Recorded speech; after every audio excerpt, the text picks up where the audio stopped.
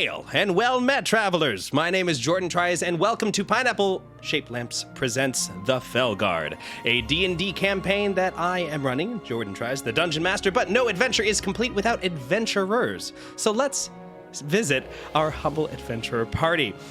Hey everybody, how we doing out there today? Woo! Let's go ahead and get introductions underway. We'll start with you, Xeros. I'm Buster Barnes, playing Xeris Greylock, a level 4 rogue. Based in the Argonauts, I play Pepper Feist, and they are a level 4 warlock. I'm Ashley Strange, and I am a level 4 level 4 elf ranger. It's been a while. Full elf Voxi. ranger.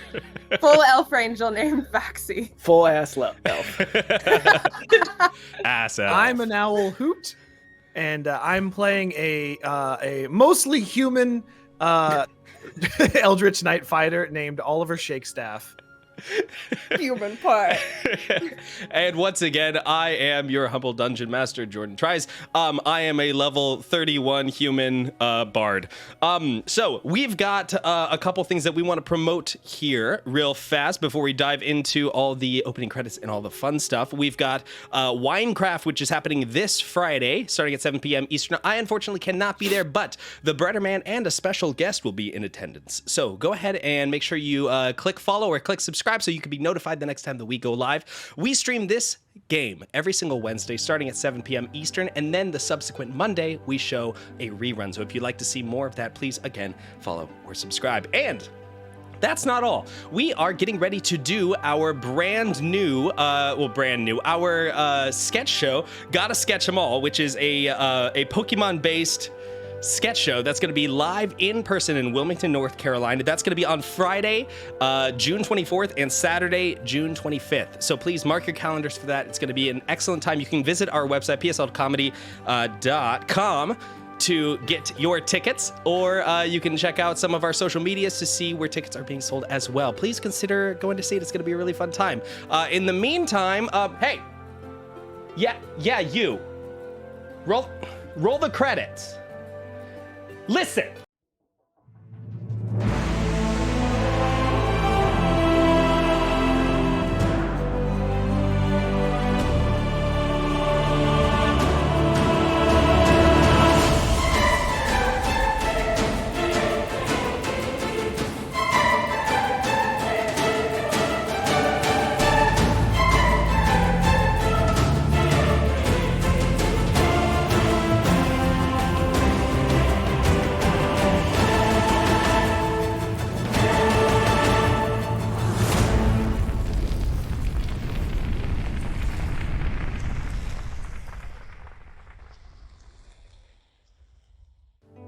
And we're back.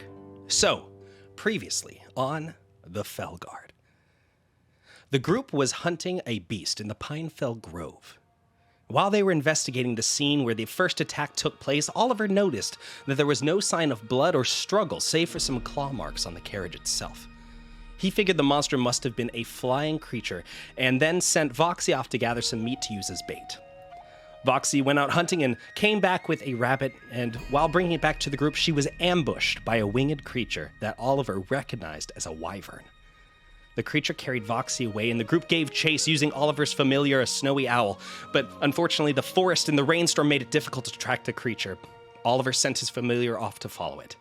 Pepper found Voxi's weapons on the ground, as well as a magical coin that Voxi had just received.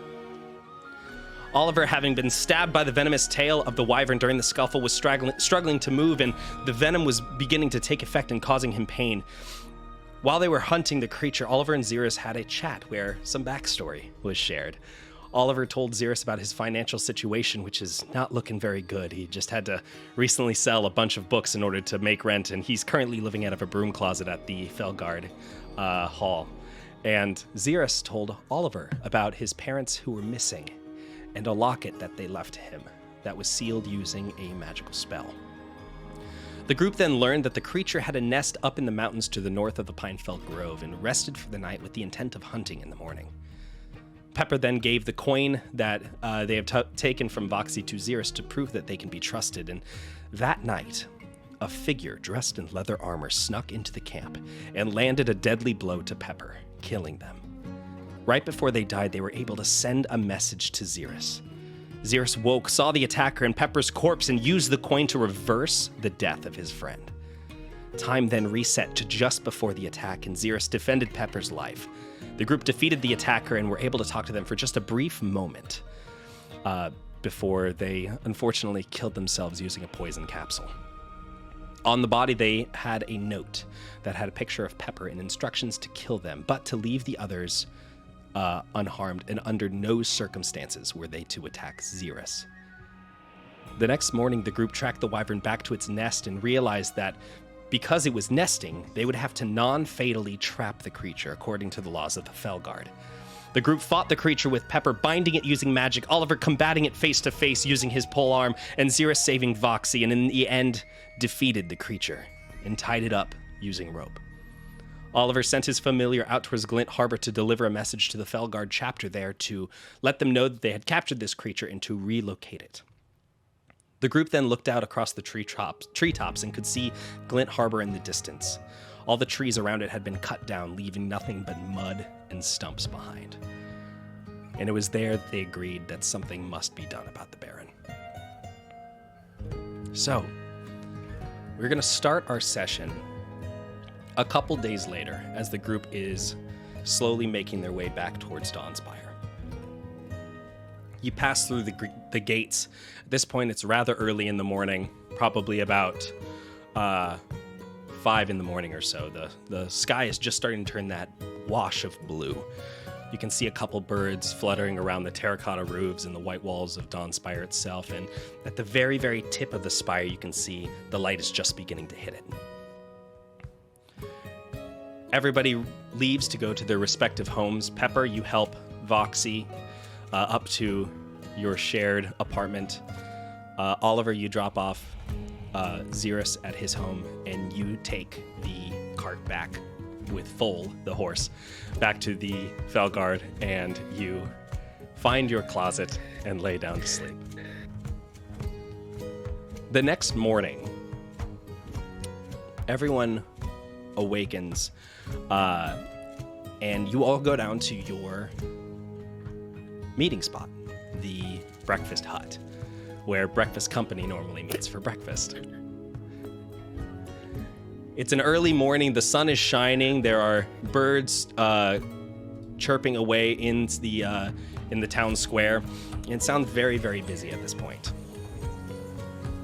Who's the first to arrive? Okay, everyone give me just a straight D20 roll.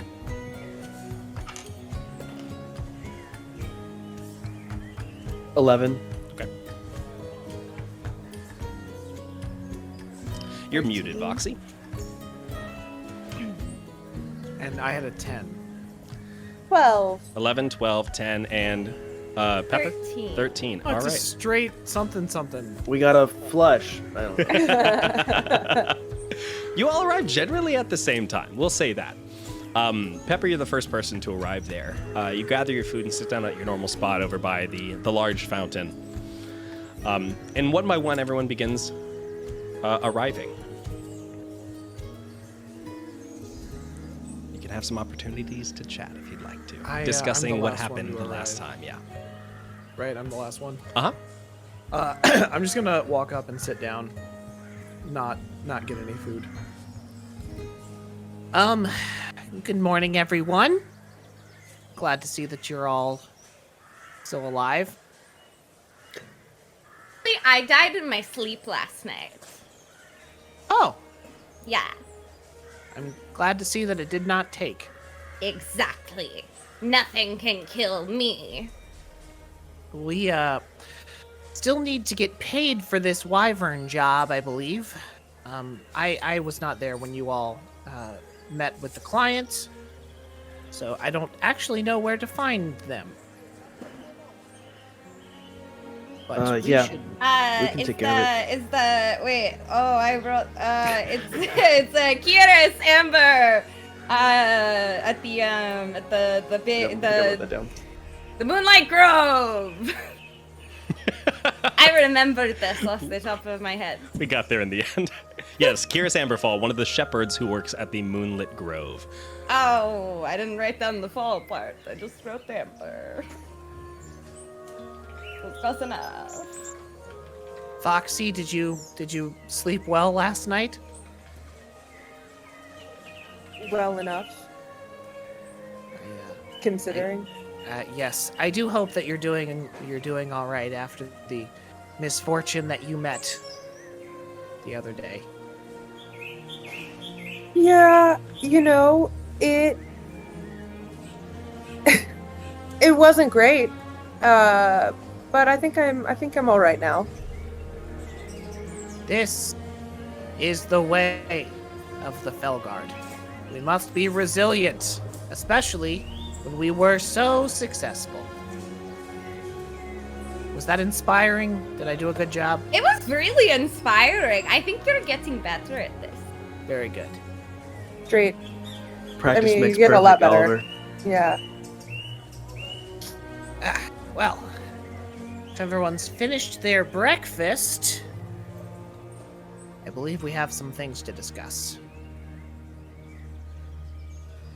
We need to figure out what we're doing regarding what we know of the Baron of Glint Harbor.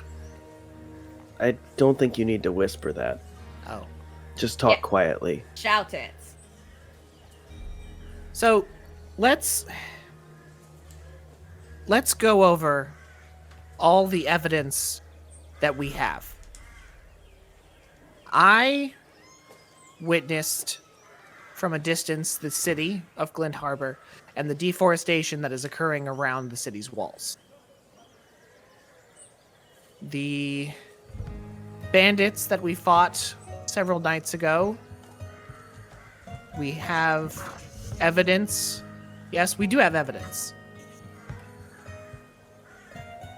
that they were in the employ of the Baron. The little Correct. pins. You have the right? pin, and you Yeah. also have a little notebook, a little logbook that shows how much money that they had That's right. We gathered did have the logbook. from the toll on the road. There was something else.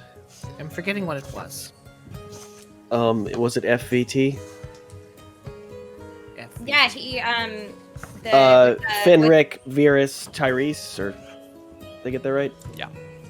he someone- did the thing with the bad guy, the first He's one the- that we fought. Yeah, well, we've Yeah, seen artifact. his name pop up a few times, so I think he's the connection to all of this. He also works for. I point at where I keep the mirror on my body. He works for him. Well, then that settles it. Well, So I what- just mean that he probably, already he's a baron, but he probably has a lot going for him. It would stand to reason that if he has the employ of something as minute as a series of highwaymen taking tolls on the road, he probably has a great deal more assets at his disposal as well. But that's not important, because we will not be the ones to go after this man. It is simply our job to inform the proper authorities of what we have learned. Who are the proper authorities?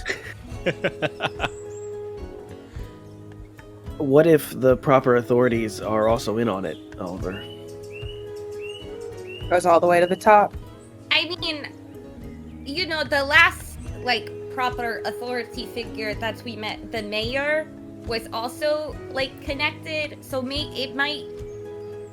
I'm starting to get a bigger picture of what I'm in on, and I thought I was pretty high up in the ranks, and I think that it is, in fact, a lot of people who are very high in ranks already that are working together on this.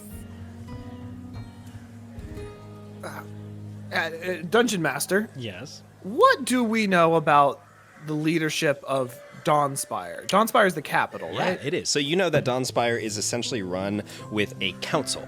So all the guilds all the leaders of the guilds are basically the ones who are in charge of the comings and goings of things within Dawnspire. Any sort of political things that happen here are done so with the say-so of the council. If you wanted to talk to the highest of the high, that would be the council itself. If you wanted to speak with somebody who could potentially do something about this, you're probably looking at speaking to the... sorry. Give me 1 second. I forgot what I named them. The Knights, which are the security enforcement for the Fellguard themselves. They essentially act as mercenaries for hire for other guilds as well. So the city itself, being the capital, does it hold any sway over Glint Harbor? Oh, absolutely. Nothing gets done without the council deciding it happens. Okay. Do any of us have an in with any members of the council?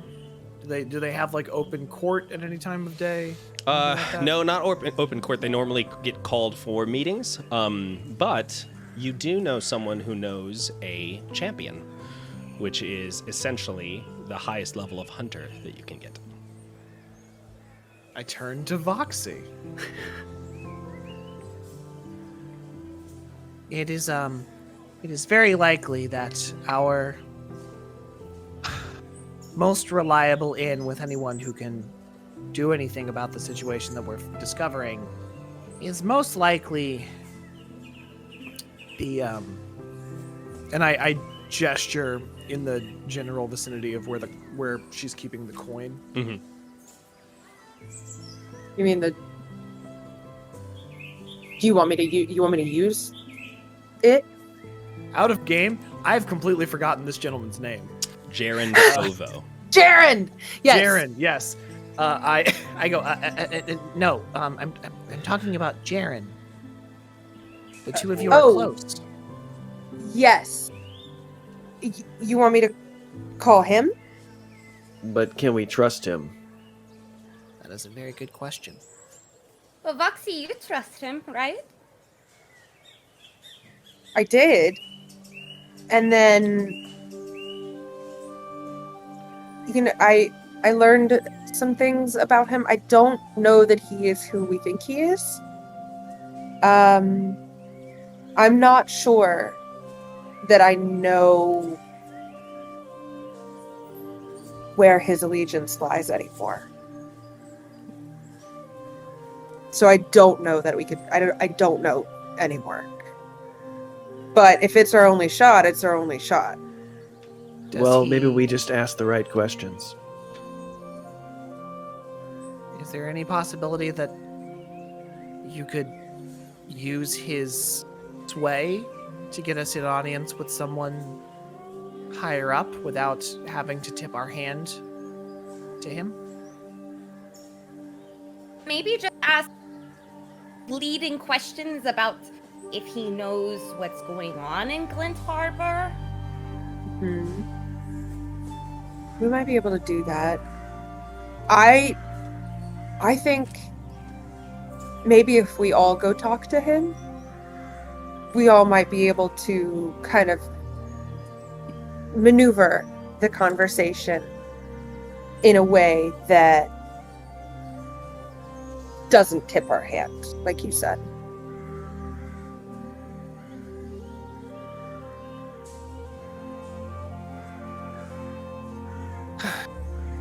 This is so much more complicated than fighting a monster with a spear. Yeah. I think it's a lot easier for me, but if it's harder, if talking to people is hard for you guys, then then. Pepper, you're really good at talking to people, and I have a hard time talking around him, period. So, Okay. say that. Do you think if we all come together as a big group that he's gonna kind of clamor up? If he thinks that it's like a big deal? I think that this may be correct, and in fact, a strategy is beginning to form. what I can do, I will suggest this, Oliver. I can hide somewhere, like be outside the room or something when you're talking to him, and if I can check in with you via my message thing, where I will talk in your head and maybe give you some thoughts, or if you panic and you don't know what to say, then I can give you some clues on how to stay cool. And I think that could work really well. I think that, yep, because I don't know that I'll be able to even think of what to say on my own. This reminds me of a book I read once. I knew you Oh, were going to good. say it, you son of a Or- bitch. The story of Urano de Sergerac. Ah, I was going to say, This like, is- tune in this Sunday for Oliver and Pepper. Oliver's got to talk to someone, but he doesn't know what to say. So Pepper's going to help out. Yes, the pulp literature. No, I don't go for that. This is a very good plan. You are quickly becoming a very high quality strategist. I have great respect for you. Voxi. me or Pepper? Pepper. They That's just what I came thought. up. They just came up with such a clever plan on their own. I agree. A plan that I will now incorporate into my own strategy. I believe that, Pepper, you are correct. You are by far the most strong conversationalist of all of us. And I also believe that you are correct that having all of us go together may be, in fact, counterproductive. Therefore, the two of you will go and seek leads with Gerund. And Xeris and I will go and get our money. Works for me. Pepper? Nicest thing you've ever, Oliver, that's the nicest thing you've ever said to me. That you will go with Voxi? Yes. Oh. It is a proposed statement of our actions moving forward. I'm glad that it was perceived kindly. This was What? fortuitous for me. Okay.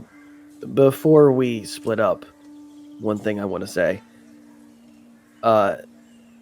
Try to keep my name out of conversations with anyone else that isn't amongst the four of us. I'm still not sure what's going on. I still don't know what the connection is, but just avoid name dropping me. You can drop my name, but I don't think it will have very much effect. This man does not know who I am. All right, and with that, the group finishes eating and then splits off to go their separate ways. One half going to go visit the champion of the Fellguard, Jaranovo, and the other to go visit Kiris Amberfall at the Moonlit Grove, the Druidic Circle. So we're going to start at first with the group that's going over to the Druidic Circle of the Moonlit Grove. So Oliver and Xeris, you two are on your way over towards the grove itself. Is there anything you wanted to talk about before you got there, or do you want to just go ahead and get there? Yeah, actually, one thing I did not tell the group was that part of this was an attempt to get Xeris alone. Sneaky, sneaky. Ooh, I figured as much. You stab him in the back and say, When you said this is part of my strategy, I was like, here comes another reason to talk to me. Xeris, Yeah.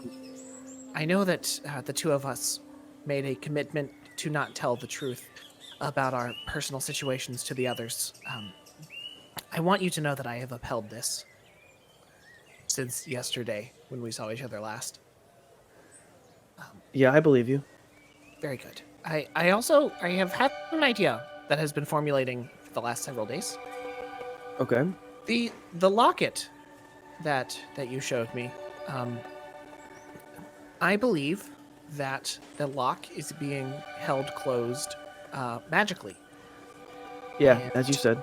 There is someone, surely, here in the city that would be able to dispel that magic if you wish to open it. Yeah, I mean, I do. I'm just scared of who to trust with anything right now. So, I mean, it's worth a shot, though, I suppose. We can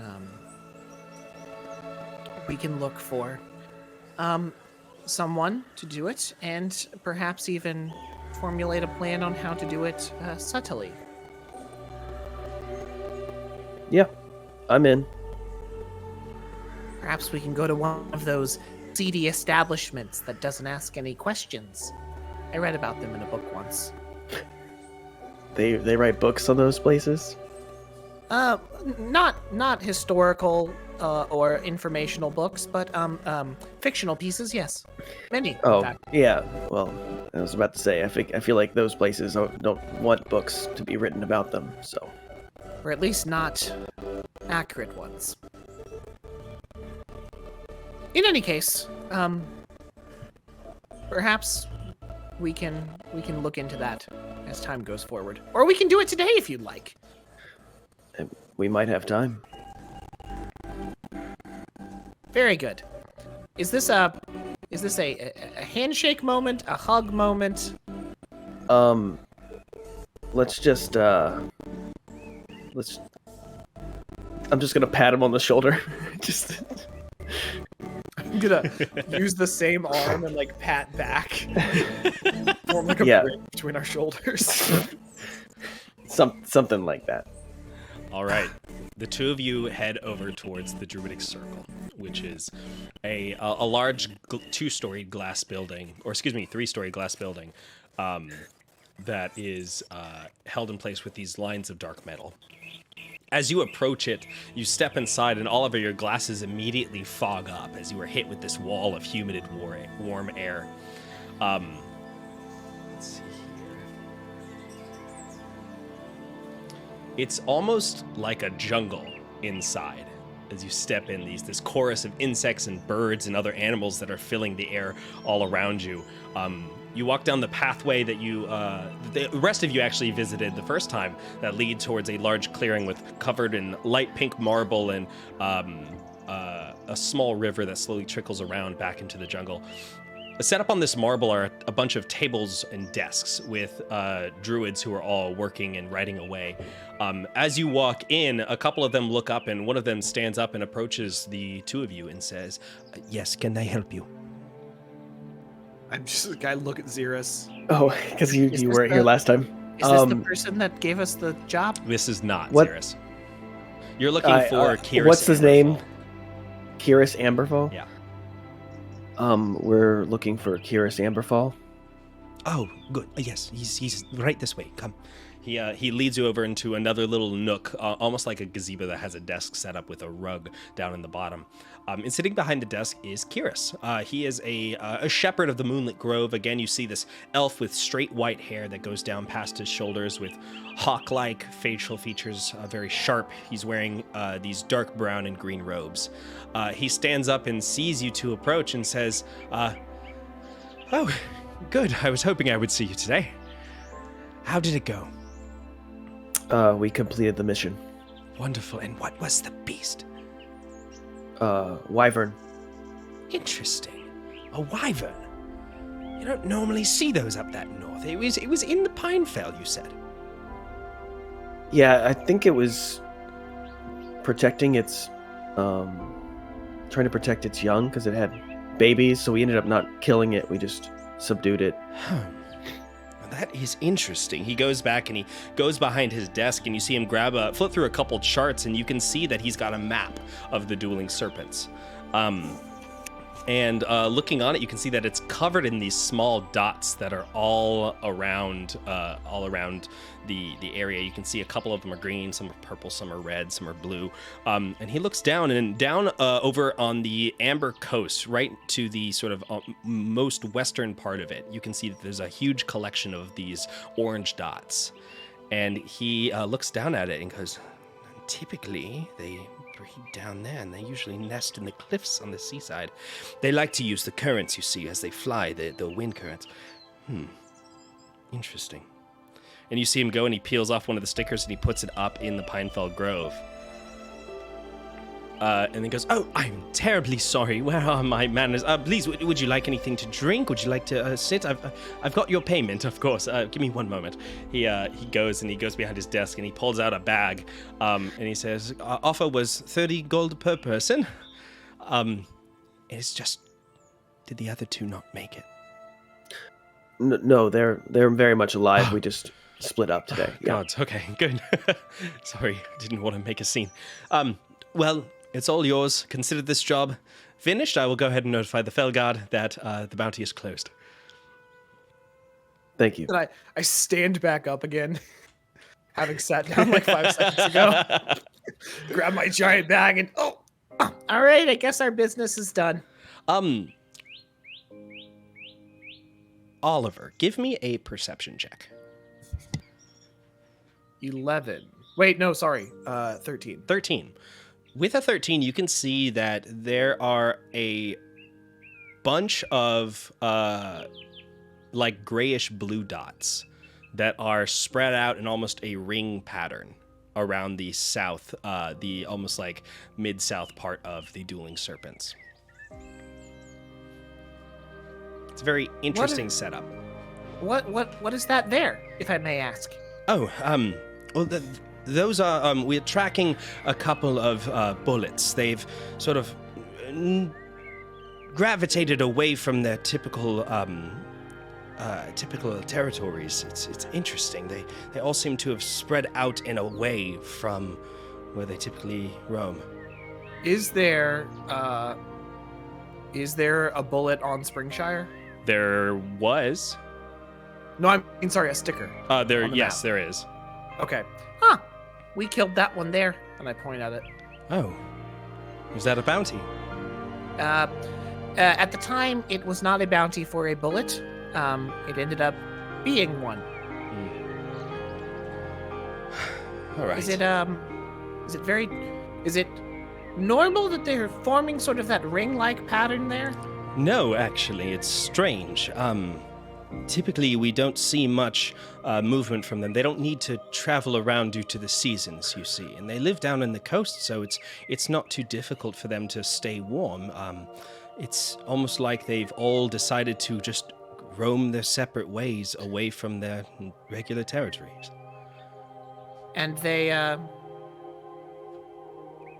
they communicative with one another? Typically, no. They usually react to stimuli, obviously sound-based stimuli. A lot of times, I've personally never seen them move away from something unless it was very large. What is the center of the ring? The center of the ring is Glint Harbor. Glint Harbor. I was like, I knew it. Have you been to Glint Harbor of late? No, I haven't actually. There's most of been my a, work keeps me here. Oh, I see. There has been a marked increase in deforestation surrounding the city. Could that have something to do with it? What? And I sort of like look at the map and I do like vaguely around the city with my finger and I go, All of those trees there are no longer there. When we were hunting the wyvern, I got a bird's eye view of the situation. No. Sorry. He gets up and he rustles a couple papers, and you see him rush out of the room and go speak to someone. And you see him say, "I need to get the council together immediately. We need to talk to them about something that's going on in Glint Harbor." And the other druid says, "Yes, Shepherd," and walks away. And then the Kyrus comes back and says, "I'm terribly, terribly sorry. It seems my business has just taken a dramatic increase. I have a lot to get done. You have your money? Bounty is closed? Thank you so much." He gives you a quick handshake and points towards the door. Would our testimony be of any use? Possibly, but we're going to send emissaries down to Glint Harbor in the meantime to go take a look as well. Thank you for bringing this to the attention of the Moonlit Grove. We very much appreciate your efforts. Please. And he gestures towards the door again. I just walk. Okay. Yeah. You step back out and you exit the space. Do you leave the building?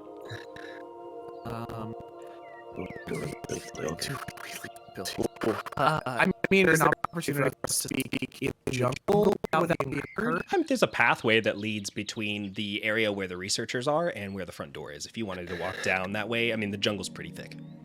Okay. Should we show these druids any of what we have found? In what way do you suggest we show them? Well, I don't know.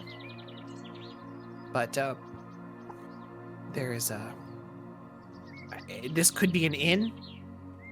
You know, our goal was to find someone more important than us and inform them of what we found, and, this could be of use. Although the druids are perhaps more concerned with the trees than any of the machinations going on within the city. I think. Maybe, but his reaction was pretty... quite intense. Yeah. Okay. Let's, do we know where the council meets? Council meets in the Spire, which is obviously the large structure within Dawnspire, of which it's called. And we're already on the 3rd tier, right? You are. There's Okay. one more tier above you if you wanted to go up. Oh, okay. I guess there's just no harm if we just wanted to, I don't know, look around more. You know, maybe hear something on accident. Mhm. I don't think anyone's going to be telling us anything. This is true. Do you still have the letter that we found on that assailant? Yeah. May I see it? You boop it over to him. Jordan, am I correct that the information regarding the Baron was at the bottom of the letter? Yes, it was. It was the very end. Mhm. I am going to fold along that line and then fold it again to make a crease. Okay. And then I'm gonna carefully rip that bottom part Slide a hand check. off. Okay. Where's my character sheet?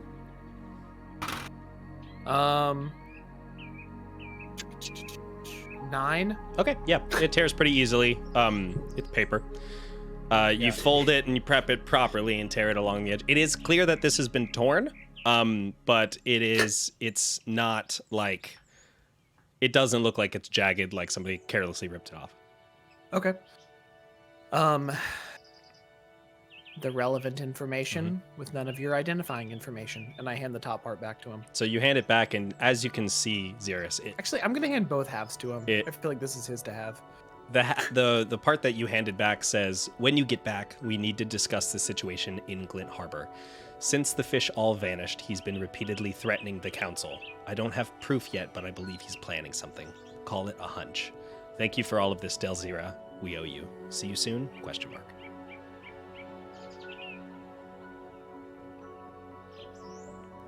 We don't even have to show this to anyone. We could slide it into the pocket of some clerk. We could even That's an go back idea. and Go back in and tell the druids about the fish. They might care about that.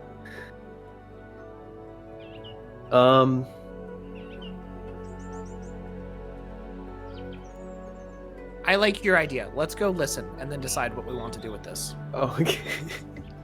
All Sounds right. I think good. you're right. We need more information. So the two Before of we you, start- so the two of you leave the Moonlit Grove, exiting out the door, and head up towards. Are you heading towards the spire? We're gonna go do Yeah. some recon. Okay, sounds good. So you head up in that direction.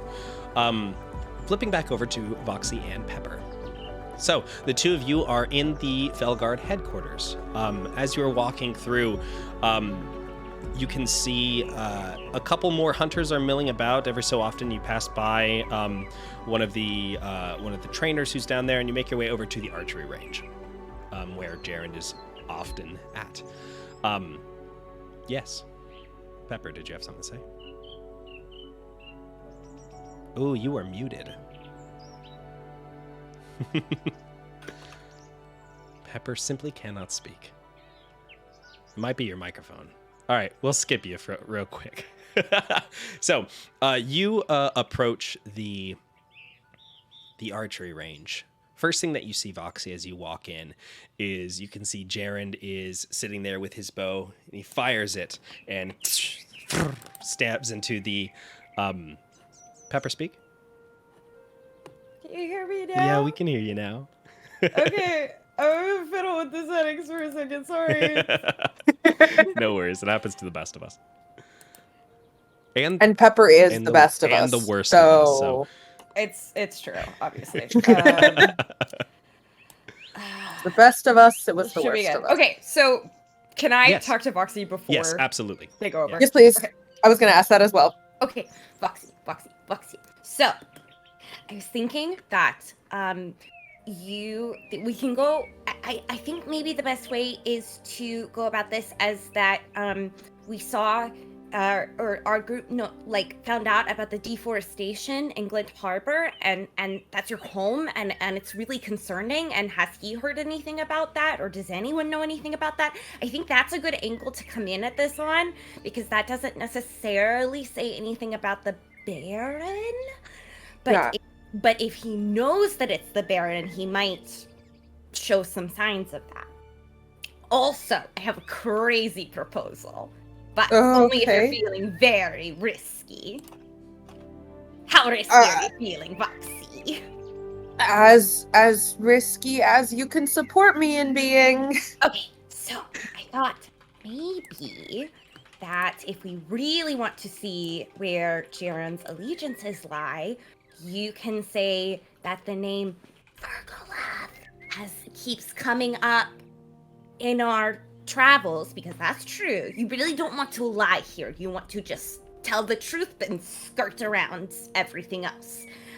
You can say that it keeps coming up, and has he ever heard that name before? Does he know anything about that? And maybe his reaction could tell you if he knows something, because if he does know that name, then he probably knows stuff about the Baron.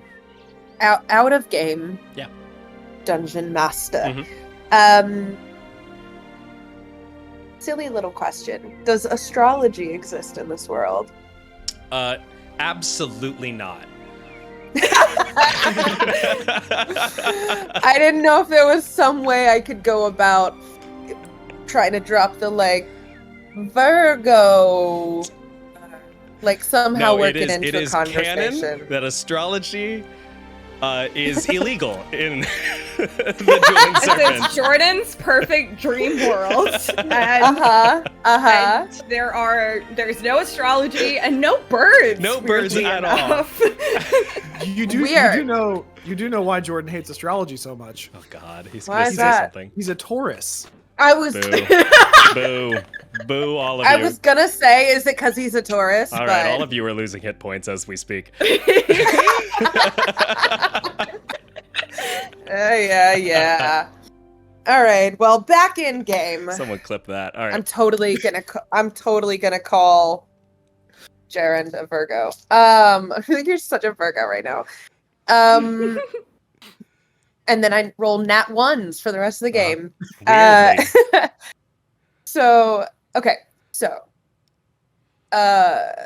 Yes, Pepper. I think we can absolutely just name drop a little bit. And will you tell me when you think it's a good time to do that? Yeah, I'll let you know. And do you want to maybe have some kind of physical signal if you get uh-oh, Pepper, I need help, so that way I can message you and be like, Voxi, what's going on? What do you need help with? And then you can tell me, do I ask this question? What do I do right now?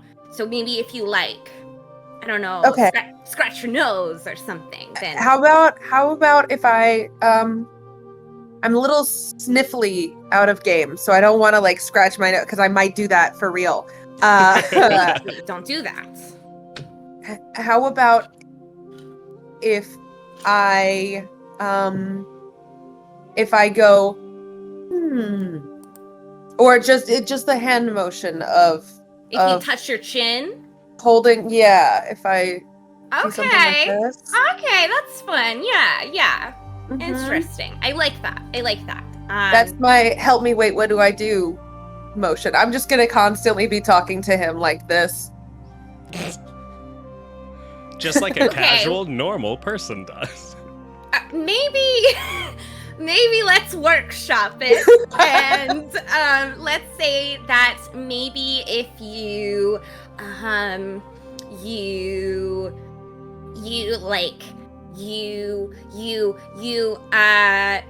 scratch the back of your neck. What about that? Yeah, that looks natural. That looks That looks much more natural. Yeah, okay. And if you keep doing it a lot, then you can just say you got a bug bite. I don't know. I have a bug bite. Yes. You got wyvern pox. I have wyvern pox. I will be further away, so I won't be in earshot. But I will check in. Okay. And if you scratch your neck, I will definitely be all over it. Wait, so you won't be able to hear what he's saying? Do you want me to be able to hear? Feel like that's important. Okay. I can try to...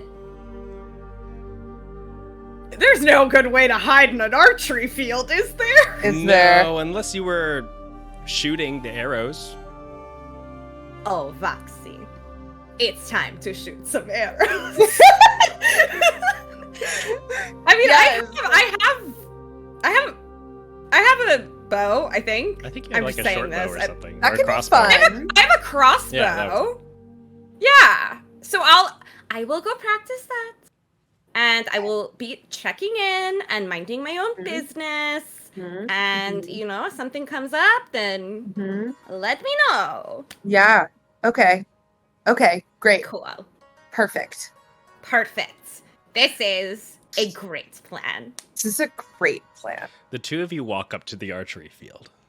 There you can see, walking up to you is, set up already firing arrows at the targets is Gerund, the elf with this longish blonde hair that's pulled back up out of his face. He has his bow and he keeps pulling it back and firing an arrow. Every single time it flies forward, it hits very close, if not the bullseye. He looks up as you approach him. What do you two do? I think we both walk over. Okay. Yeah. Hi, Jaren. Morning. Hi. Voxi, how are you doing? I'm doing well. Doing all right. And since we last spoke. Pepper, right? Yeah, I'm Pepper. Good. Glad to see you. You two want to shoot some arrows? I went to practice for sure. Oh. I'm very bad. Well, maybe I can give you a pointer or two. Sometimes I think you have to let the butterfly spread its wings on its own, Jaren. Oh, fair enough. Let's see what you got. He lines up and gets in front of the range, and you see him pull back and breathe out, and on the breath out, he fires, and it goes and stabs into the target. He looks over at Voxi. Voxi, are you gonna shoot?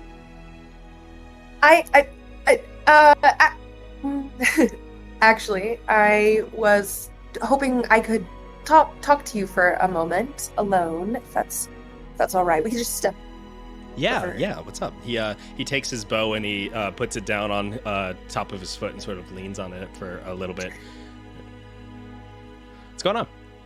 Yeah. So I just wanted to know, how long has it been since you've been in Glent Harbor? How long has it been since you were back home? It's been a couple years for me.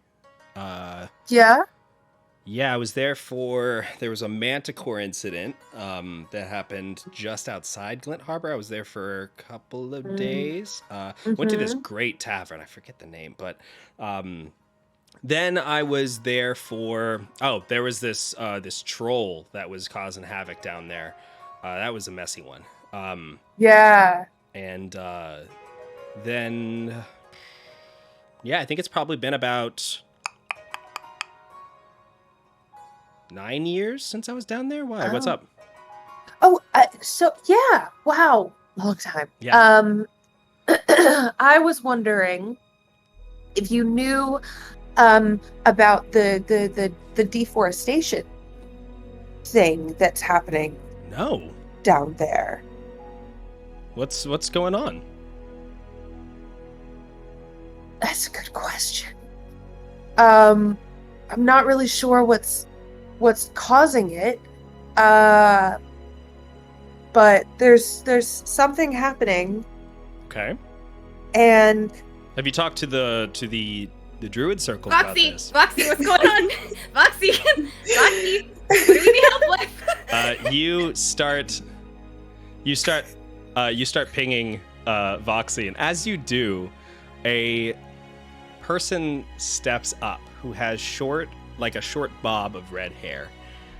Steps up next to you, Pepper, and gets a arrow and pulls it back and fires. And when she does this, Jaren looks over and says, nice one, Sarah. Voxi, have you met Sarah before? This is my apprentice.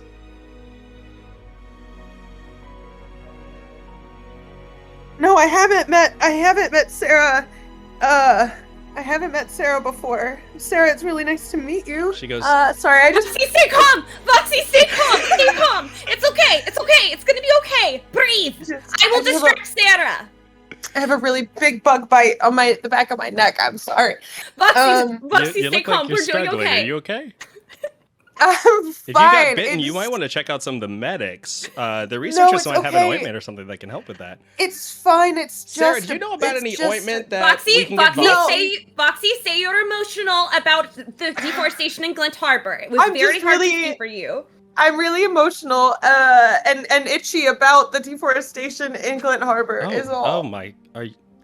It's okay. He puts a hand on your shoulder and sort of pats it a little bit. Is like, do you want to? Here, let's step over to the side. We can talk about it. He leads you. She freezes when he puts the hand on her shoulder. She's like, Stay calm, Voxi. He's hot, but he's not that hot. Sarah fires 3 more shots that slam into the target, and she looks over at you, Pepper, and says, "Oh, you use a crossbow." Yeah, I'm not very good at it. I usually rely on my magic, but I'm trying to, branch out and diversify. Oh, I've never used a crossbow. Do you mind? Oh, yeah, go for it. She takes it and sort of looks at it and stabs right into the bullseye. Goes, "Wow, this is a fine piece of machinery you have here." Wow, that was your first time on a crossbow? Yeah. That's amazing. Wow, Sarah, you are so talented. And I'm sorry. "No, I didn't catch your name. Jared steps you and moves you over to the sort of. There's some benches that are set up against the wall, and he goes and he sits down with you, and says, "What's going on, Voxi?" I just I heard that all of the fish in Glint Harbor are gone. So just to iterate, you know about the fish already, Voxi. The fish have gone missing back when you were younger. Glint Harbor used to be a very, very big fishing place, much bigger than Mistport even was. There was always constantly fish that were being caught around there, and it was a big, big export for Glint Harbor. But a couple years ago, back when you were younger, the fish stopped showing up in Glint Harbor, and nobody knows why.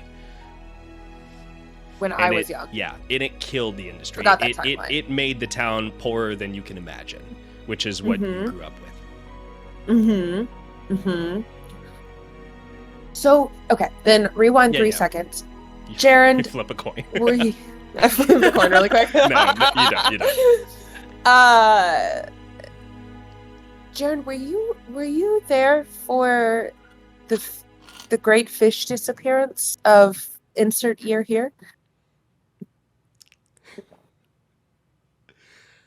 I mean, I heard about it. It almost wiped Glint Harbor off the map. Yeah, it was tough. I'm just wondering what could have caused that. Have you ever heard any theories? Overfishing. I heard the Baron down there is the son of a bitch. He pushes workers harder than they need to be pushed. Is that's what people say about the Baron up here? Yeah, for the most part. So he's not very well liked outside of Glen Harbor too. I wouldn't say so. I mean, he comes over here every single year up to Dawnspire for the annual council meeting and causes a big fuss. I'm only there usually just for show for the Fellguard, but the man can shout. Really? Yeah. Wow. He's difficult to manage, that's for sure. Yeah. I never really spent much time around him. And that's true. You never really did. With your parents, you were mostly working at the farm or off in the woods hunting. You didn't have much time for the local politics of Glen Harbor. But you knew of the Baron. You just didn't really spend much time around him. Yeah, and a funny thing happened recently. That's I'm just throwing it out here. If you may have heard anything about I have you ever heard of the name or the word Virgo Lath, I think maybe is how it's pronounced. Virgo Lath? Maybe. Is that like a herb or something, or Virgo Lath could be a pronunciation of it. Is that a word you've ever? No, but I think if you before? reach out to Nesh over in the with the scribes, they might be able to look it up for you. Where'd you hear it at? It just keeps popping up in places, and on one of our last missions, maybe I thought I heard somebody say something about it, but I'm just curious.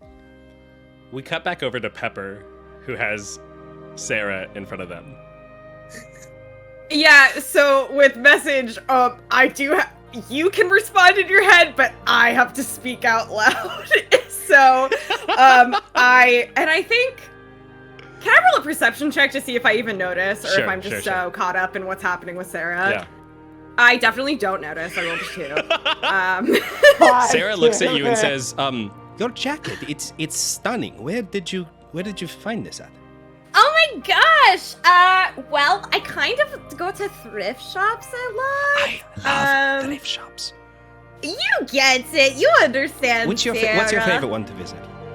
Oh, I really haven't been to a lot of ones around here. I used to go to a lot in my my hometown. Okay. Wintermeyer. Oh, you're from Wintermeyer. I am, yeah. Where are you from, Sarah? I want to know everything about you. I came from Basin Crest. Oh, okay. How long have you been with the Fellguard? I've been here for a little over a year now. Joined up, got a license, and from there I was pretty much picked up by Gerend to be his apprentice. That's awesome. He just saw you in action and asked you. That makes so much sense. You're so cool. Stop it. I practice a lot. Spend most of my time here. I spend more time here than I think my bed. While this is happening, I'm gonna be trying to get Pepper's attention with my eyes. Sure. Can I roll a sleight of hand or stealth or whatever it is to see if I can sneakily get their attention? Yeah, give me a sleight of hand check. Okay. Oh, 21. Okay, sure. You could sort of Jaren looks over as somebody knocks over some spears that clatter around, and as you do, you wave at Pepper. Sarah's back is to you, Voxi, by the way.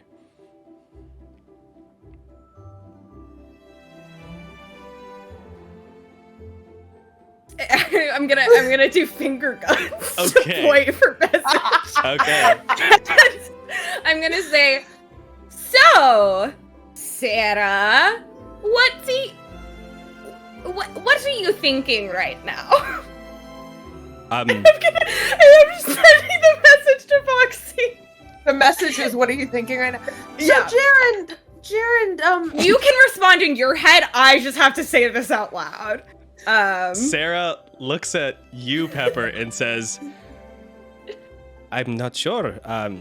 Pepper, I'm thinking that I might be a little tired from archery practice. That's so fair. You've worked so hard. So understandably so. What do you say, Voxi? in my head, I'm like, are you kidding me? Really? And then I say, so Jaren, what are you thinking right now? And Jaren... This is a farce. All right.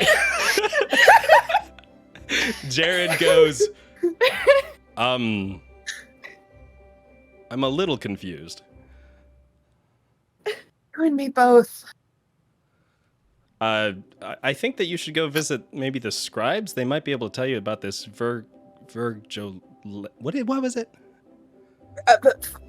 Virgo laugh, I Virgo think. laugh. Yeah, maybe speak with the scribes. They might be able to know what that is. I'm sorry, unless it's a monster. I probably haven't fought it. I tell Pepper, he's telling me to go to the scribes. Sarah, how's my crossbow shooting?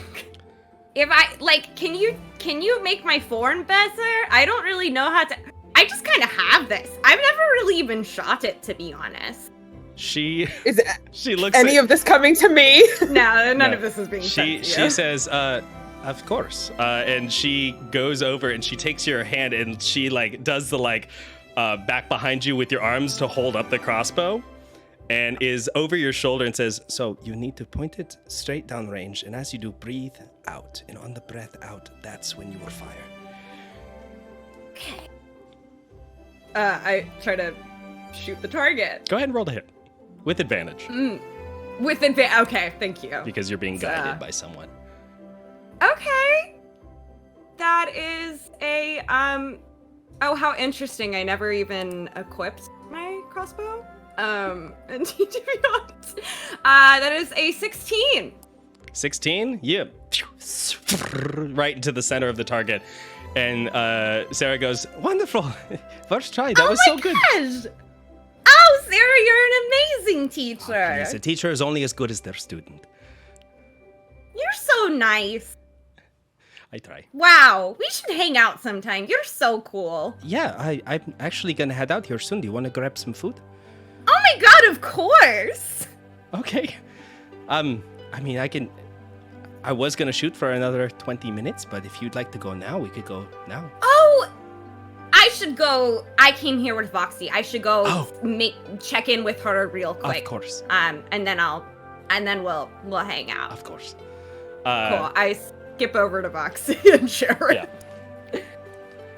At this point, Jaren is like, Voxi? Sort of spaced out there. Sorry, I was just thinking about the scribes that you recommended I go see, and what I'm gonna ask them. Yeah, good suggestion, advice, guidance. I really, as usual, couldn't have done it without you, Jaren. I'm happy to help. Thank you very much. And things are good with Sarah over here. Things are she's doing really well. Voxi, Sarah's amazing. We're gonna go get lunch together. Do you want to come? Oh, just so much no. Very. You need to treat very your hard bug bite, of course. Yes, my bug bite. That's right. I'm sure we've got ointment at home you can use. You should probably go lay down, I think. Thank you. I'm gonna shoot in my brain to Pepper. anything else? I don't think Pepper hears that. It's not how a No, message works. I have to start it. Pepper has so. to start it. I'm gonna be like, Voxi, I think you've done great today, and you should take a break, rest up, take care of yourself. And my bug bite. And your bug bite. Self-care, right, Sharon? Right, yeah, it's very important, especially off the battlefield. Yeah. I bet Sarah has lots of time. I think you should go probably lay down for a bit, Voxi. You seem a little, like, heat delirious, maybe. Maybe drink some water.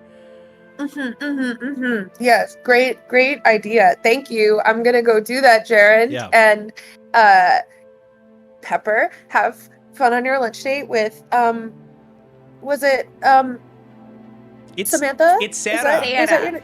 Oh, Sarah. That's right. Sorry, Sarah. It's so nice to meet you again. I'm gonna go. It was. Thanks, guys.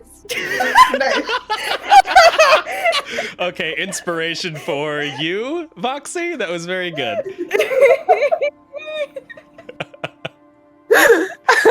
All right, so we can fast forward now a couple of minutes. Let's jump over to Oliver and Xeris. Where are you two heading? I guess do we need to sneak in? Can we just, is there a gallery we can just like go hang watch? out in? A waiting room? I mean, there is, so the spire itself, it's not a place A lobby. typically where, I mean, think of it as like a large, like, council chambers at, like, the Capitol, right? You can't just walk in. Okay. You would have to either A, be part of whatever was happening on the inside, or B, have be brought in with somebody else. Or C, sneak in. You can certainly try to sneak in, but it is a capital offense. But intended. Okay. It's So okay, here's- Oliver wouldn't let me do it anyway. Here's a question. Sure, what's up, bud? Out of game, knowing what I have now learned about the loss of the fish and all that, the letter is less incriminating and informational than I thought it was. In what way? What do you mean? Explain it. I mean, like, the fish being gone is a known thing. Yes. The Baron being crazy is a known thing. It is. Is there any value to sneaking this thing into the capital?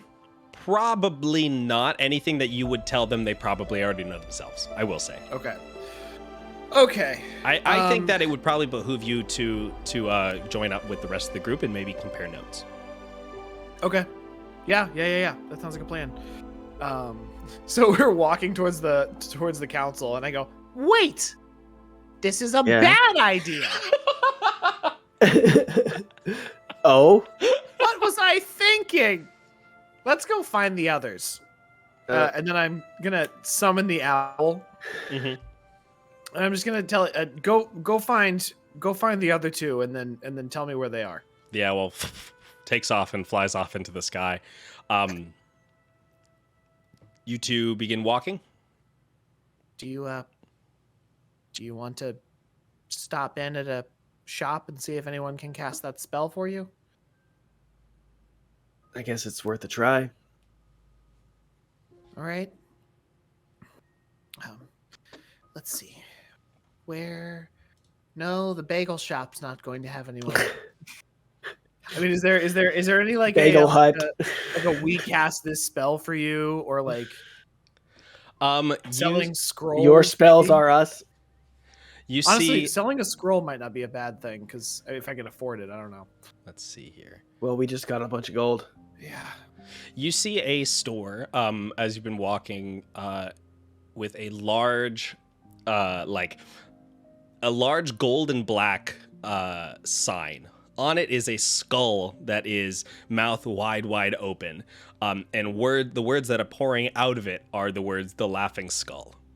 This like flag sort of looking sign is fading off, and you can see that going inside there, the windows are full of candles and books and all sorts of scrolls. This seems to be a magic shop of sorts. Oh, it's out loud. It's beautiful. So how do we want to go about this? Do you want to be the one to ask? Wait, this Do is just a business transaction, Xeris. I guess so. We don't have to plan an attack on this one. Well, you make plans on everything else, so I just Would you assume. like me to make a plan? Would you like to make a plan? You seem like you would. Okay, I will make a plan. I will See, attempt to negotiate for the purchase of a scroll so that we may perform this in private. Alternatively, he may be able to just cast it for us. Okay. That part of the plan is complete. What would you like to do? That sounds like the whole plan. I don't think there's anything else. Okay, If it fails, we just leave. I am so happy that you see the value in having a plan. Our next goal will be learning when we do and do not need to formulate one ahead of time. Come. And walk up to the counter. I'm just gonna shake my head as I fall behind him. Let's see here. So you walk up to the magic shop, and you step inside, and you see inside is this sort of haze of colored clouds that are floating inside the space. You can see that in the center is a large pedestal with a skull that is intricately carved with small little runes. And as you approach this skull that's up on this pedestal with this glass box over top of it, it turns and it looks at you two and goes, "Lucas! Lucas, you got a customer!" And coming around the corner is a large burly man with a big beard, very, very wide shoulders, wearing a small little cap that seems a little too small for his head. And he walks up and says, "Right, what can I do for you?" Oh, he is a beautiful specimen. Sorry, that is the best description of an NPC that I could have ever hoped for. Hello. Hi. We would like Hi. We would like Lucas, some it up. magic dispellation services performed. You're gonna have to run that by me again. We have something that has magic placed upon it that we wish to have the magic removed from. Oh, right. Okay. Yeah. What's the object you're looking at? My friend here, my compatriot will now show you. You cursed or something, boy? No, sir. It's this locket right here. Oh, he takes, his hands are massive, and he reaches down and he grabs it, and you see him in his palm, this tiny little thing, and you hear a voice behind you too that says, "Get out of the way, I can't see." And Lucas, the man, says, Oh, you might want to give him a bit of space there, lads. and you move over so the skull, now turning and looking at you two, is now able to see the locket. He says, "Oh, Lucas, what do you think?" And Lucas the skull looks over and says, "It shouldn't take too long. You just got to remove the spell from it. It should be good to go. I don't think it's going to be damaged. I don't think it's cursed or nothing." He says, "Okay. Well, give me a second." You see him walk over. He grabs a scroll from a book and says, Right. Before I do this, it's gonna be payment.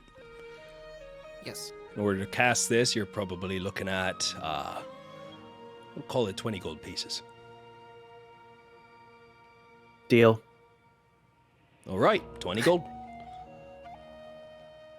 I need this thing unlocked. Oliver's face. It's like so much money.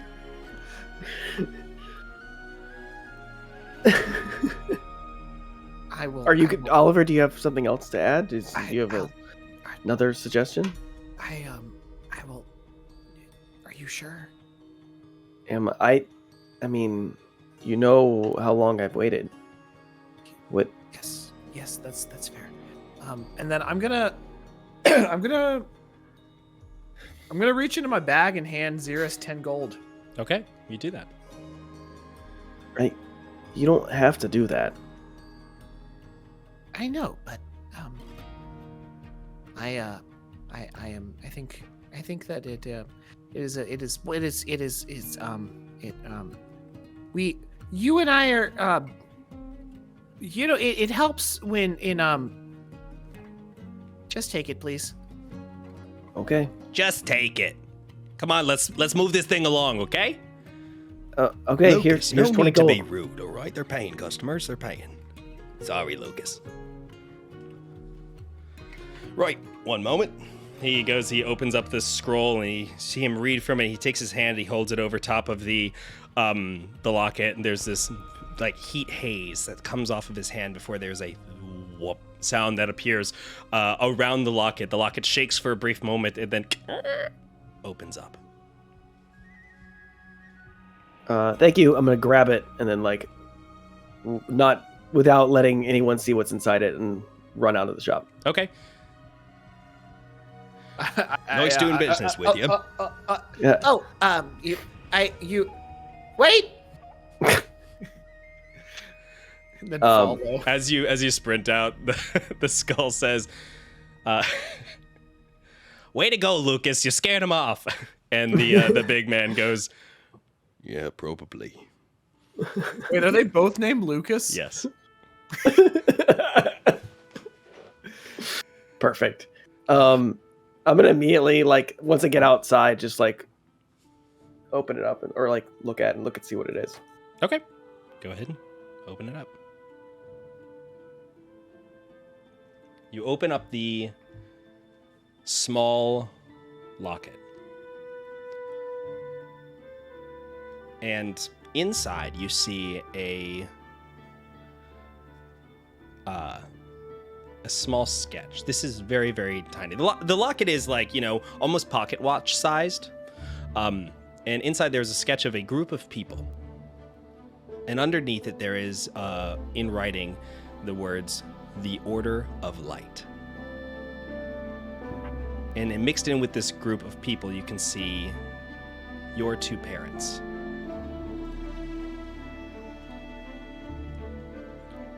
Cassius and Indani Greylock. And next to it, you can see a small little scroll that has been wrapped up and rolled up. And as you take that and you open it up, you see,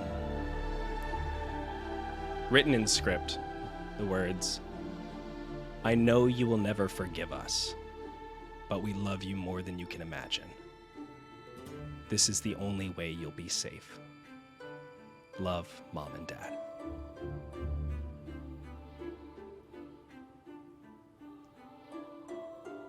Go ahead and give me a perception check. Okay.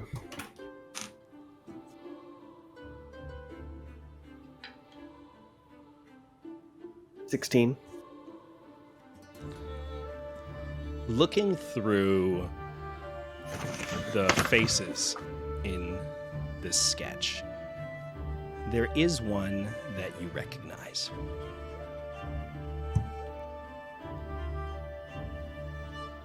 There is a half-orc off to the far right that is looking proud and strong, carrying a battle axe. And you recognize this as Nesh, the guild scribe. Is it Nesh? Yeah. I was going to suggest going to ask them anyway, now that we have the name of the thing.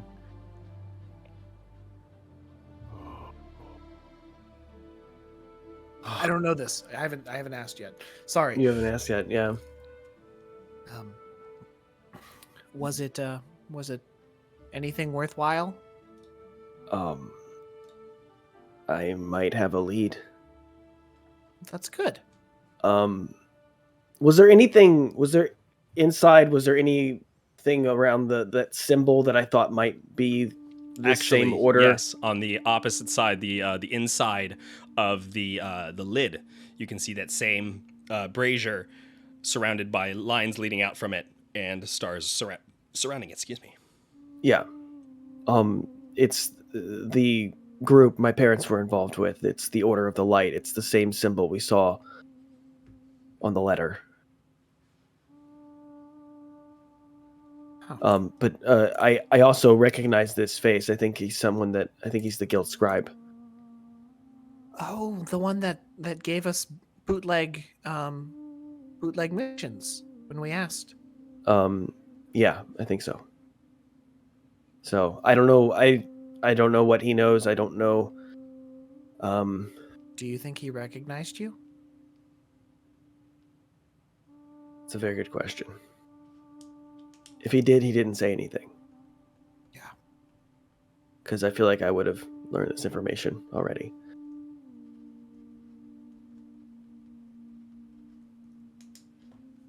I am getting the strongest sense of foreboding from this whole thing. Well, the question is do we ask him directly, or do we continue to figure this out? Xerus, I apologize. I'm not sure that this is a place where I have any right to be the strategizer. Okay, well, if you were me, what would you do? How about that? I also don't want it to affect you guys, because, you know, we also have to deal with whatever's going on in Glint Harbor. So, granted, it could all be connected for all I know. So, I think that it is potentially unlikely that Nesh will willingly tell you anything. It seems like whoever these people are, they have an interest in keeping you in the dark.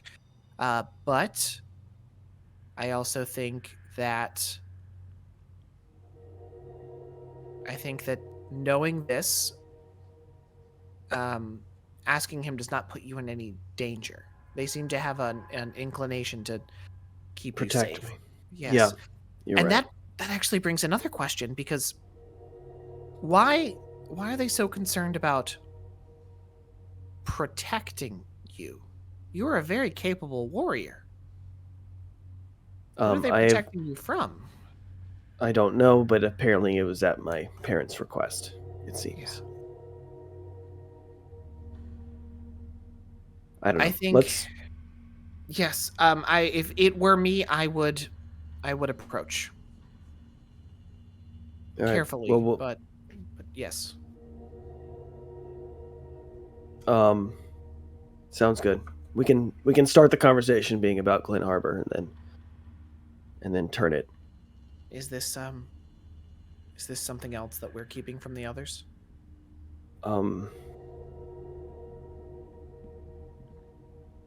Well, they saw the symbol on the letter. They've seen that. They know my involvement.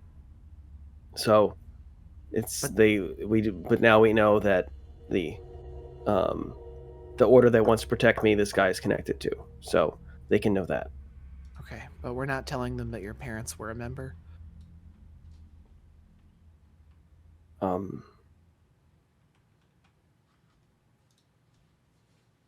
Maybe we wait on that part. Okay. They know I'm connected, so yeah, that's enough. Yeah. This is way beyond monster hunting. I know, Oliver. You've said it like 16 times since we've been walking around today.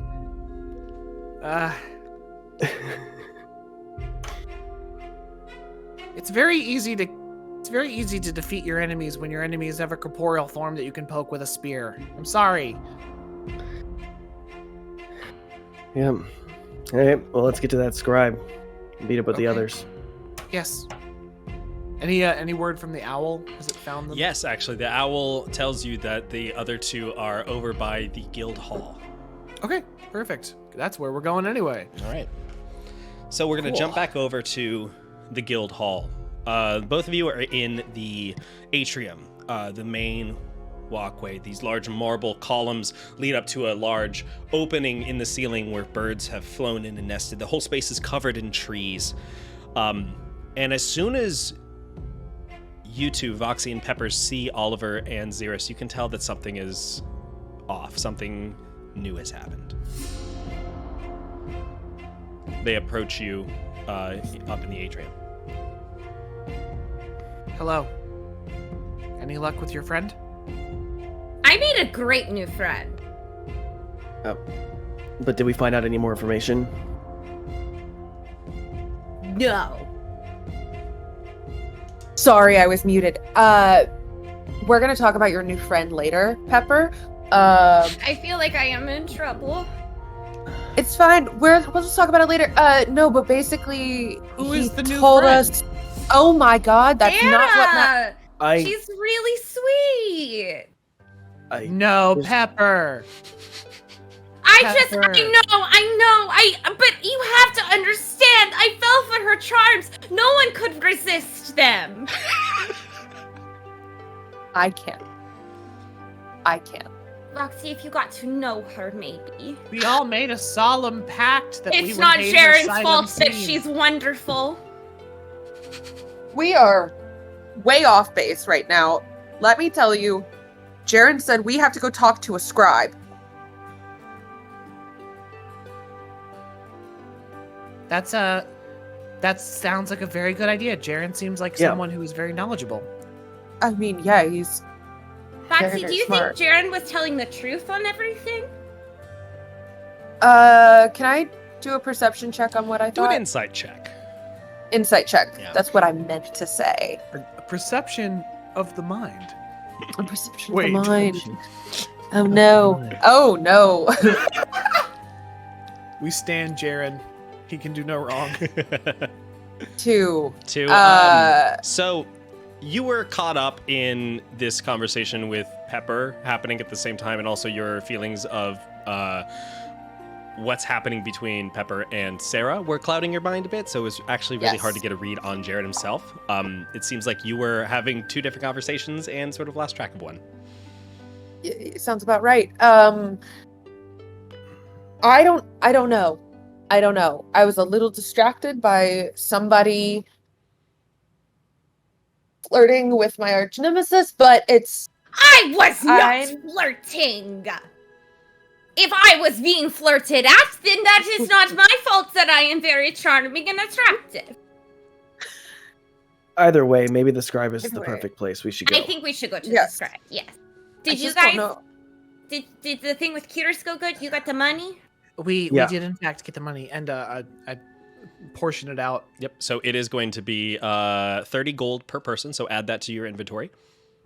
In addition to, I believe Xeris got 48 gold pieces from the bandit. Did you dole that out, or did you keep that a secret?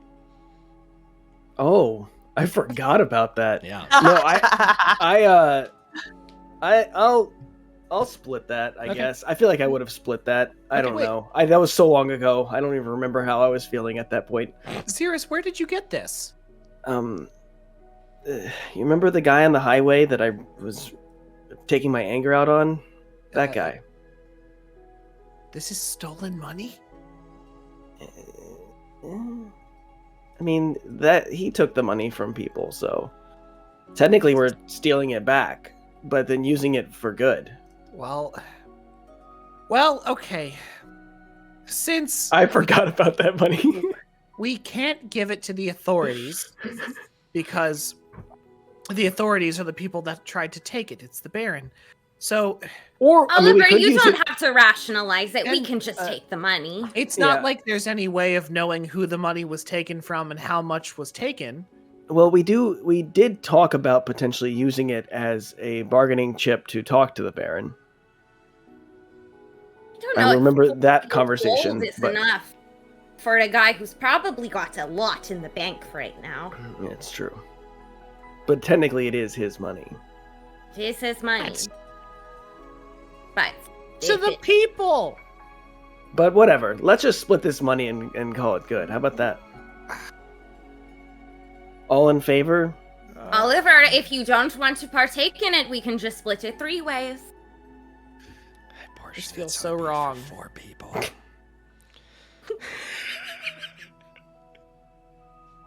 What did you say, Jordan? I said I made it specifically so it could be split between 4 easily. Yeah. I know.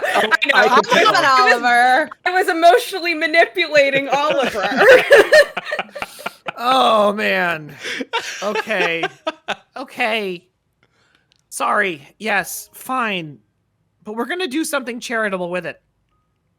If you'd said no, I just would have flipped the coin anyways.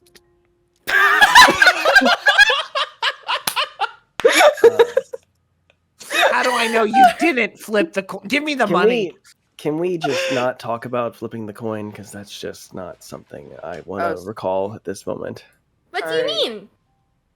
Don't worry about it. I'm not even really sure. Well, that I'm this not gonna coin worry about actually it works. now, Xerus. You're being all weird and secretive. Since when am I not? So Xerus, technically, did I'm you being flip the normal coin? and normal. Xerus! Normal and normal is what I'm being. So Xerus, did you flip the that's coin and you all didn't tell anyone? you need to know. Did Xerus flip the coin? The Xerus, did you flip the coin? end. Xerus. The Are we- end.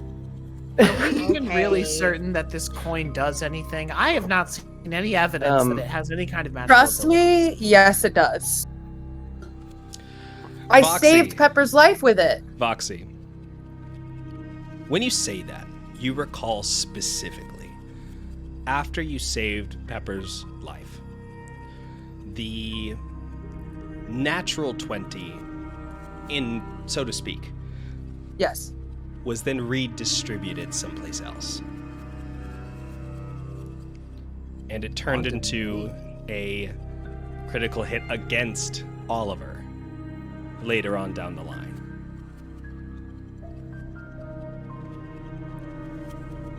I have seen no evidence that this coin really does anything at all. I don't understand why we're getting so stressed out about it. The coins we should be concerned about are the stolen coins. You know what? You might be right. You might be right. So let's just forget about it and move on. Okay. Just take the money, Oliver. I already said I would. I have to express my trepidations. You're the only people I can talk to about this sort of thing. I the can't only tell people you that talk to, guy over period. there that I've got stolen money. Oliver! You've got what? I've got a hole in one. Yay? Ah! He invented golf! And he leaves. Can we just... He'll I never don't be want to seen. get arrested for this. Anyway, Okay. to answer your question from several minutes ago, when we informed...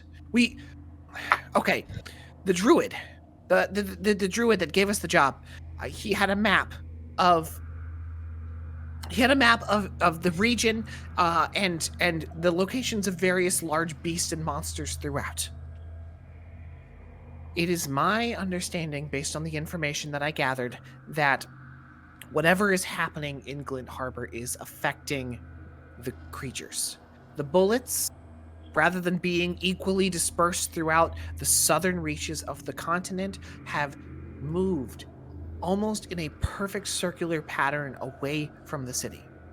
Likewise, the wyvern that we saw should not have been anywhere near that region. It should have been down on the coast, on the cliffs there.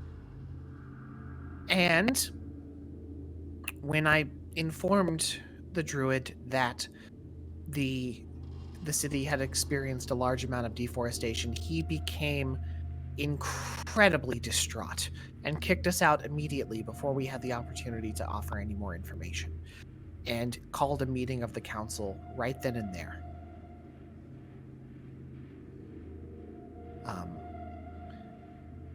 So that's a big deal. So there's more.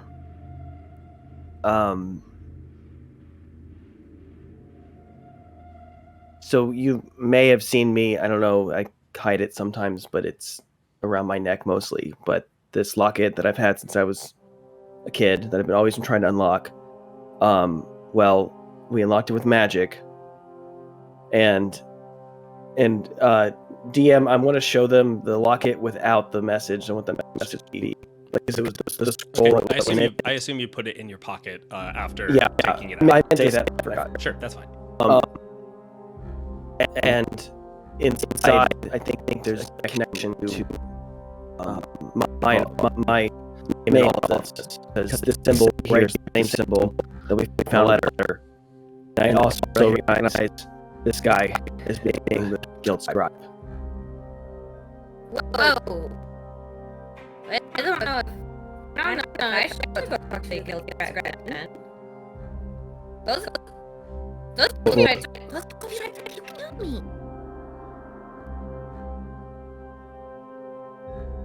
So, I don't know if I should roll up like, hey, you're part of the group that tried to assassinate me. What's up?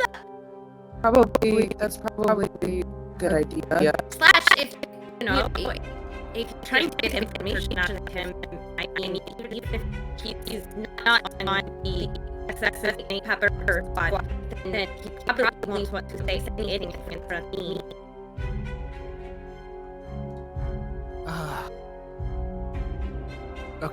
Okay. No, that's very true. Okay. I've got a plan.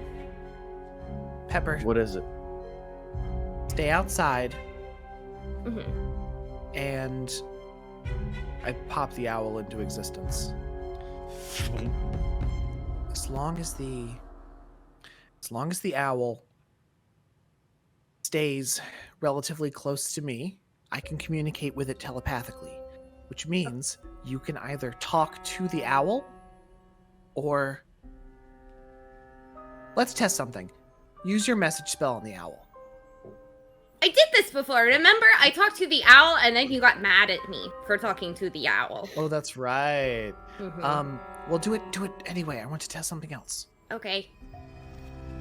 Hello, Owl. I am so sorry that once again he has named you a terrible name, and you deserve so much better in this life. I will think of a very good name for you. I cut off at some point. The message almost has like a strange echoed feedback loop as you do this. If you keep it short, it might be like able for you to like mentally sustain and listen to it, but if it's long, it's like talking into it's like talking out loud in a microphone that has speakers hitting it, right? It's just like echoing back and just too loud and almost becoming staticky. Okay, so my one question is, because the owl can reply to the message if it can speak. Mm-hmm. Can I telepathically like use the owl as a pivot point for her to cast, or for them to cast message I will on me say from a that distance? for the purposes of this, yes, we'll just get rid of the middleman, and it can work the same way as if they are communicating with you. Gotcha. Okay. Yes. Love it when a plan does the thing good. Okay. All right, stay safe. It's me, don't let any of Head. this- I love it when the plan does the thing good.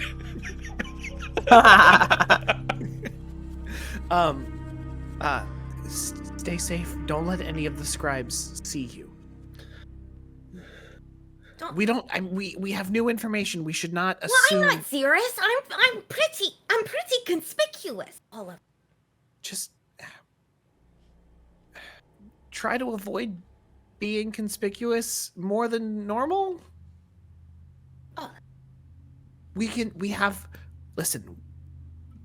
Listen, he didn't hurt you the last time we were here.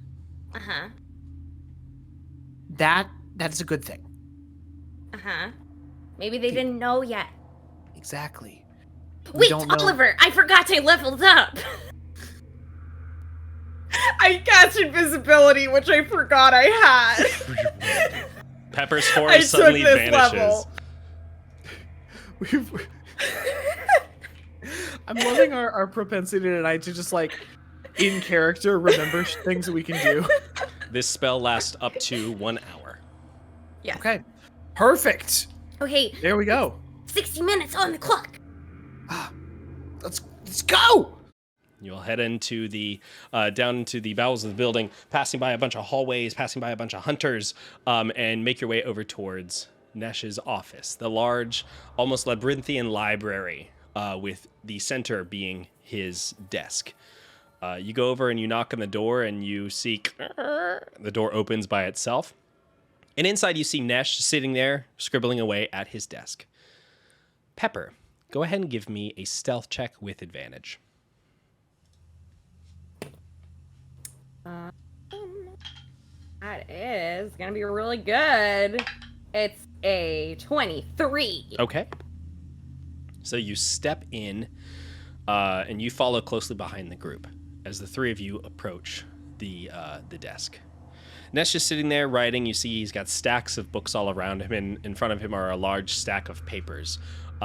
Listed across them is a bunch of different bounties that are being assigned and written up. He looks over and says, "You three again.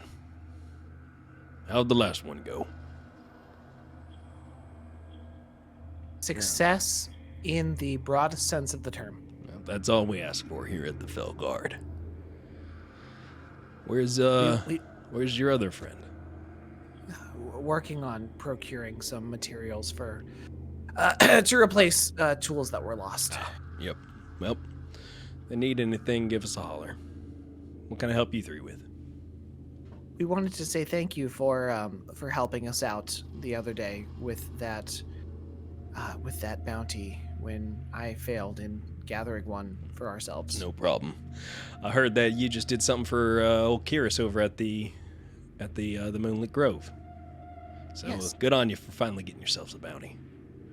Yes.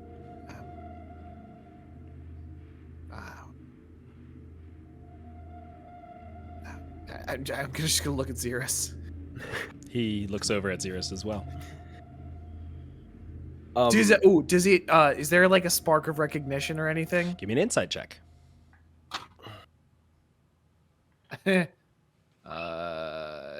10. Doesn't seem to be like, he's not like pining over him. He's not like, there's not like, there's recognition in that you've seen him before, and spoken with him. But he's just waiting for Xeris to speak at this point. Jordan? Yeah, what's up? Can I, while I'm invisible, Sure. Can I kind of look around this space and see, like, if there's anything just laying around or, like, something that's, like, in the back that he's Sure, hiding? give me I an don't know, investigation check. Okay.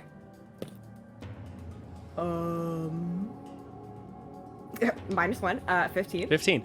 With the 15, you can see that there's not much for the books. The books are all sort of placed in the library. That's all very organized except for everything on his desk. The one thing that you do see, however, is back in the back corner, there is a doorway. And walking over it, it's slightly ajar. And peeking through, you can see that there is a bedroom in here. Is it big enough that I could squeeze through? Not without moving the door. Okay. I'm gonna hold here, and if it seems like, I don't know, like, there's a good moment, I might try to just open the door. And Sure, absolutely. Nash looks over at you, Xeris, and says, "Something on your mind, Xeris?" Well, we had some questions. All right. And we were just kind of asking around to people who have been helpful to us in the past. Yeah, what can I do you for? Do you know anything about the deforestation around Glint Harbor? I heard that the Grove has decided to put together a council chamber meeting. Not sure if all the members can make it, so there may be a couple proxies in attendance, but heard that there was some nasty business going on down by Glint Harbor. There seems to be cutting down all the trees. Outside of that, I'm not sure. I haven't been down there myself. No Oliver, information.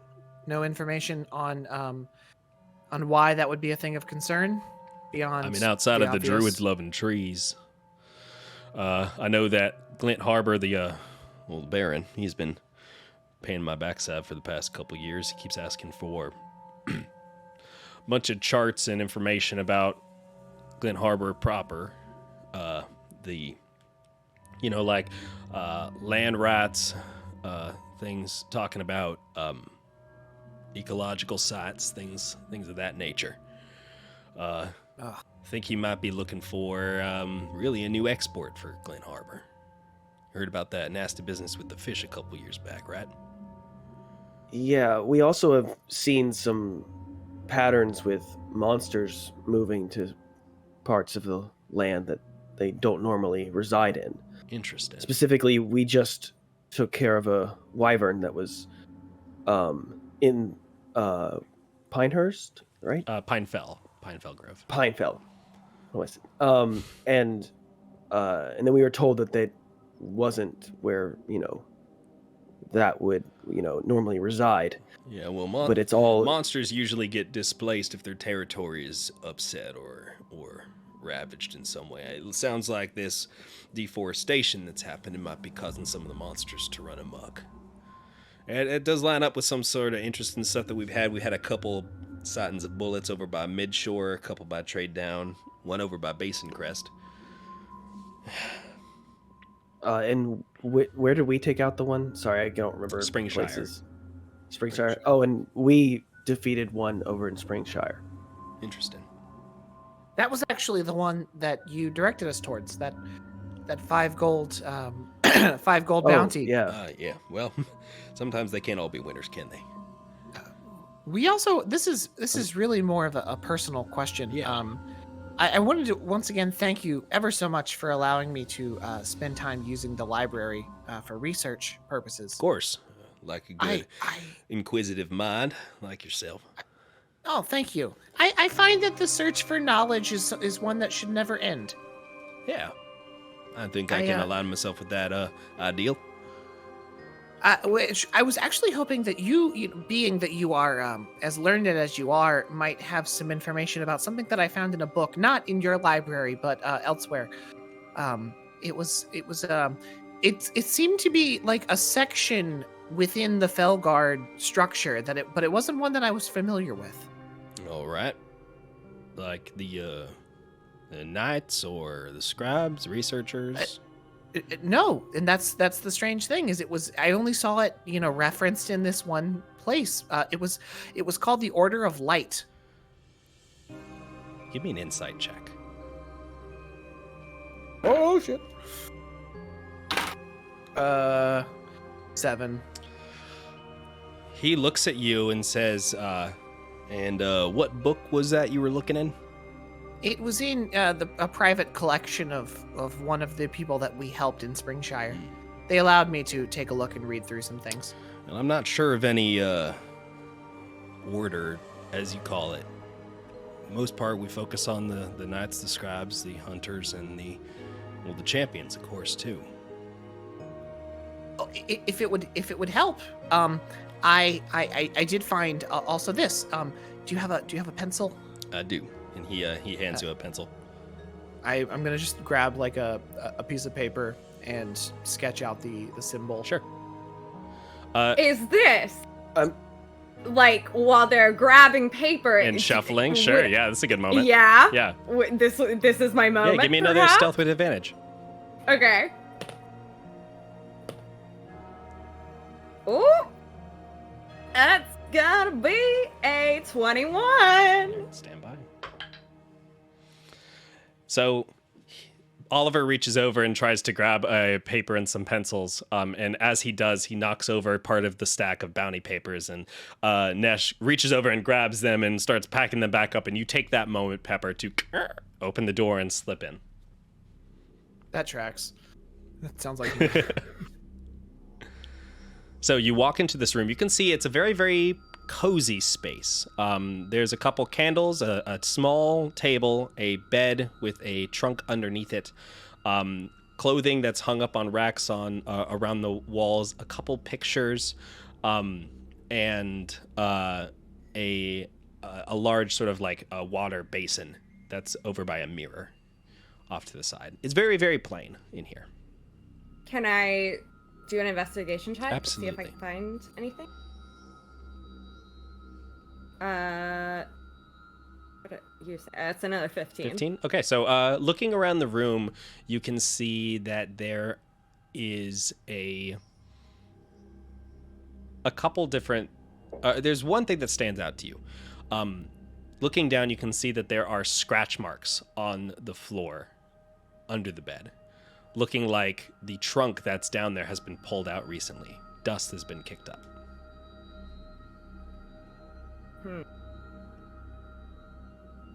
Is the bed high enough that I could open the trunk without pulling it out? No, you'd have to pull it out. Ooh, boy. And that's gonna be noisy, I assume. Possibly. Interesting. I'm gonna send a message Okay. to... Oliver's doing the talking, so I'm gonna do it to Xeris. Okay. Of course. Here you go. Xeris, I'm in his room. There's a trunk in here. I'm gonna try to get it open, but it's gonna make noise. Can you cover? I can speak in my head, right? Yeah, you can respond. Is a thing, so I can Yeah. respond. I'll just respond with, I'll do my best. You'll know when you should act.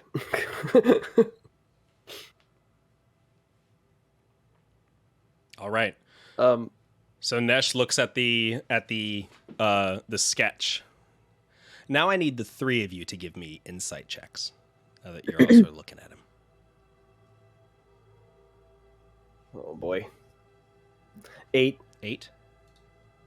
Oh, 2. This fella, is he a stone cold? I got a 14. Okay, you know, with a 14, you actually get something. The other two don't really catch anything on his face, but you catch, for a brief moment, his eyes widen when he sees the sketch. And then he covers it up a bit and says, well, can't really account for how good your artistic skills are, my friend, but it looks to me like it's some sort of torch surrounded by some stars. He turns it right side up, and then he flips it upside down. Says, not really quite sure what the orientation here is supposed to be. Could be an arrow? I'm not sure. What? Sorry, I was gonna say something and it left me. No worries. I'm going to not shove Oliver out of the way, but like get kind of in, because obviously he's kind of at the desk, and I'm kind of like back behind him. I'm just gonna kind of like move past him and without saying anything to him, and then look directly at Nesh and say, so you're telling us you know nothing about this at all. This is all new information for you. Give me an insight check. 14. He looks at you and says,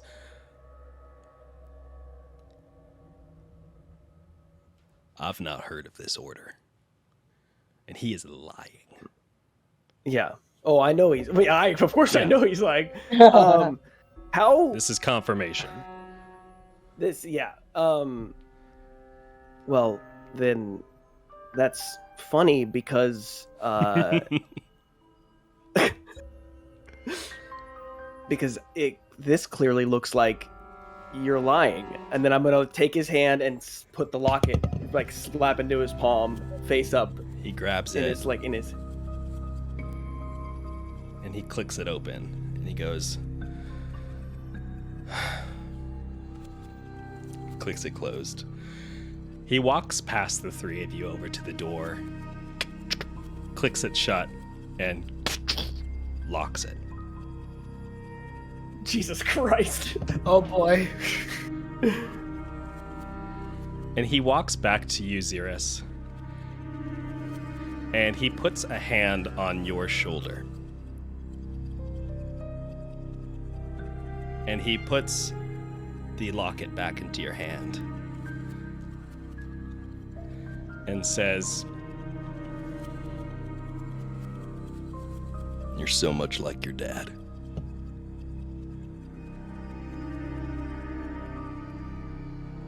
God damn it. All right. Yeah, I know of the Order of Light.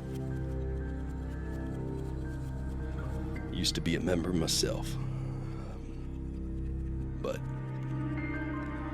we all go our separate ways at certain times, and this was one of them. I fell in with the scribes, and I haven't worked with them for near on 10 years now. What do you want to know? So many things. I feel like Xeris is like very, not like speechless, but not able to, put together sentences very well. Mm-hmm. Let's cut over to Pepper real fast. Okay. Pepper, you are in the room. You see, glancing through the door, you see Nesh is starting to walk over towards the door. He gets it, shuts it closed. You have a brief moment of time where he's far enough away that he might not be able to hear this. I'm gonna go for it. All right, give me a sleight of hand check. Okay. To be fair, I was expecting a big reaction, and he didn't give a big reaction. Dirty 20. Dirty 20. All right, yeah, you pull it out and open it up, and inside you can see that. This is my criminal background coming into play for me. Finally, inside there's a bunch of small objects, and in the bottom corner there is a little lockbox. Looks to be like a small little safe, not too terribly big. Oh, it's not open, is it? There is not a key in it. Can I look around for a key? Yeah, give me an investigation check. God, oh God, I'm gonna run out of good rolls. I know it. Not yet, baby. 17. Okay. On the desk, you can see a small ring of keys, and on that ring of keys is an even smaller brass key. I'm going to, with my my vest, pick up the keys to kind of muffle the noise of picking up, like the jingle, and then try to unlock the lockbox. All right, you go open up the lockbox, and inside there's a couple sketches on pieces of paper, a couple random knickknacks here and there, and there is a balled up piece of parchment. Oh, go for the balled up. You take it open, and you open it up, and you can see that it is a page of a book. And in it... Oh, shit. What does it say? Oh shit. In it, you can see that there is a passage that talks about the genie Vergolath that killed the World Eaters, the dueling serpents, by giving a wish to a wizard. Once he had killed the World Eaters, the wizard became corrupted by this genie's influence, and the genie attempted to take control of the material world.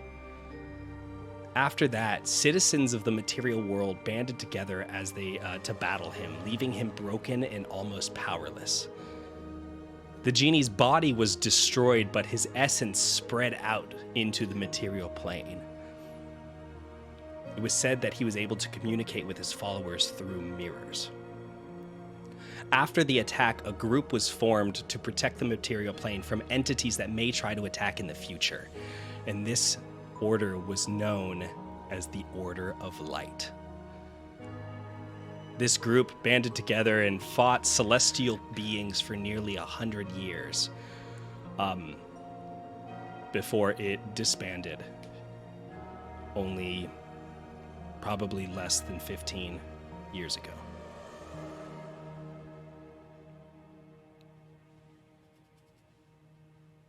And it doesn't say anything about why the order did. No, it doesn't.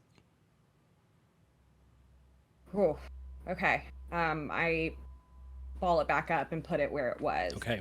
Is there anything else in the lockbox that seems to be of interest or has something? Okay, great. Not then in here, no. Shut it. Oh no. I messaged Xeris. Okay. Xeris, you're standing in front of Nesh. Wait, no, Xeris is the one talking. I can hear them, right? Yeah, barely. Okay, then I don't message Xeris. Okay. I message Oliver. Okay. What do you message? Oliver.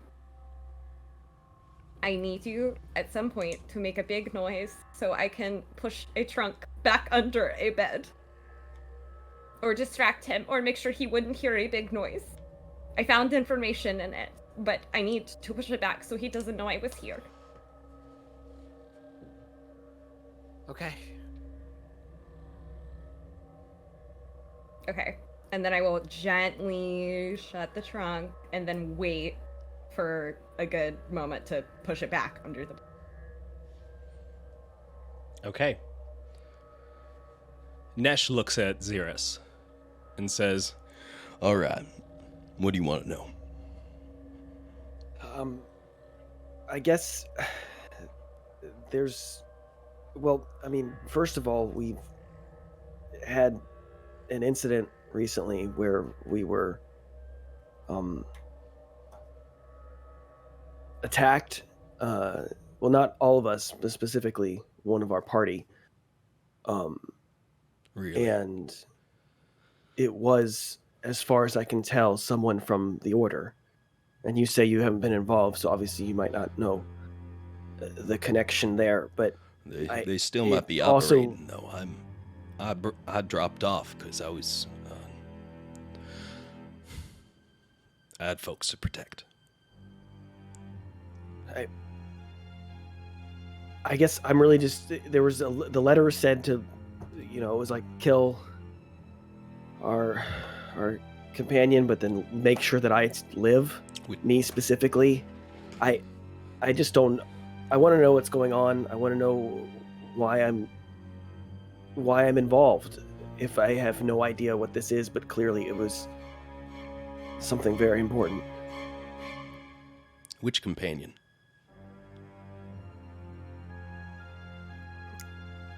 Don't know which companion. Yeah, we're not sure. Is that my moment? Like Sure. you are unaware. Can we please, just all of us, start listening and stop lying? You lied to us about this. We lied about where it came from. Clearly, everyone's life is in danger. Shut And the we trunk don't back as start fast as possible to being shut this down. truthful. you don't need to roll. Oliver is I screaming. messaged Oliver as soon as I get it and go, great job, Oliver, you're good now. And I just go, Nesh Please. raises his hands to Oliver and says, Oliver, I'm gonna need you to bring it down a bit. Yes, He sir. gets very excited. I I understand. apologize. Oliver, I've not been affiliated with the Order of the Light for 10 years now. All right? I don't know what they're up to. I don't know what they've been doing. I'm sorry that you and your friends here were attacked. Wait a minute. Are you the one that ripped the book?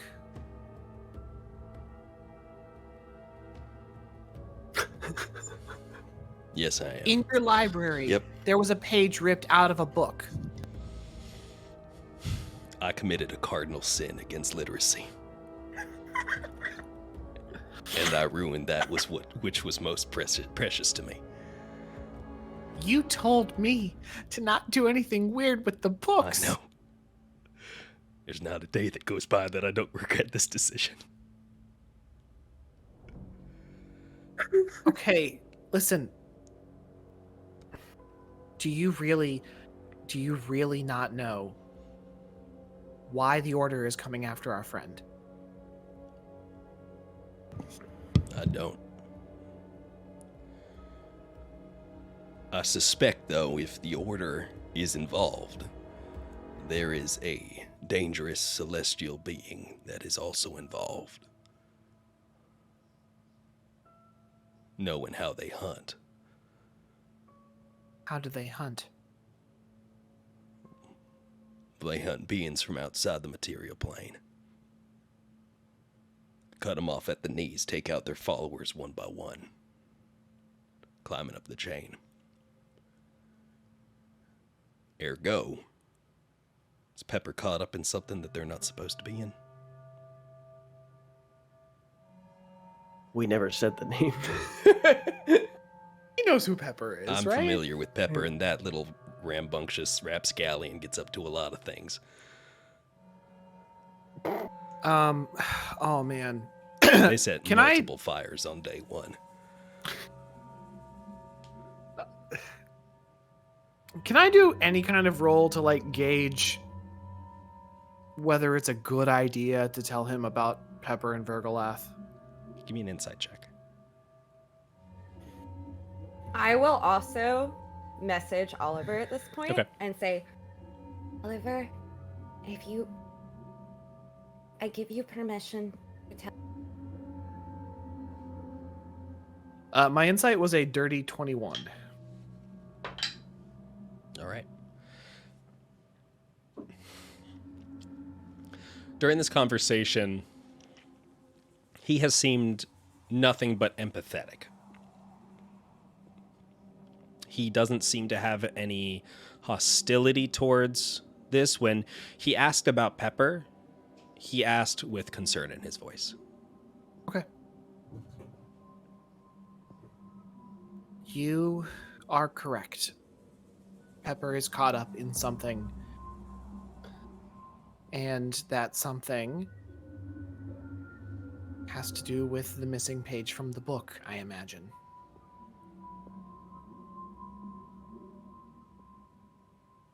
Uh-huh. The people that we have seen have been going after followers of Vergolath, which we also know to be a slowly and steadily growing force. I see. Please listen. Pepper is not part of whatever this is. We want to help, but we trust Pepper, and they told us that whatever is going on, they are not a willing participant of.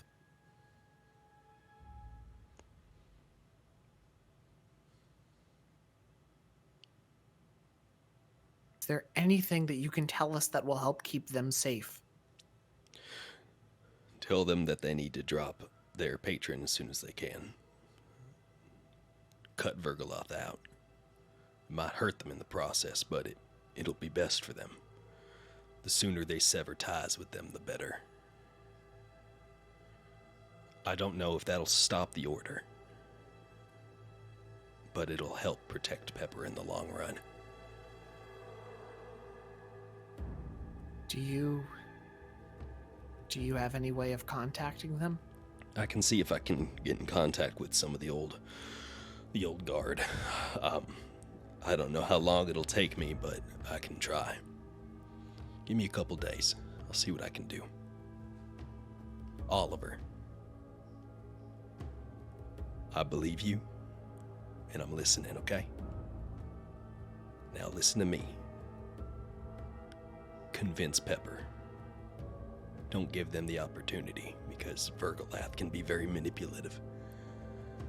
He's dangerous. I dropped out of the order because he learned my name. And I was worried about my kin.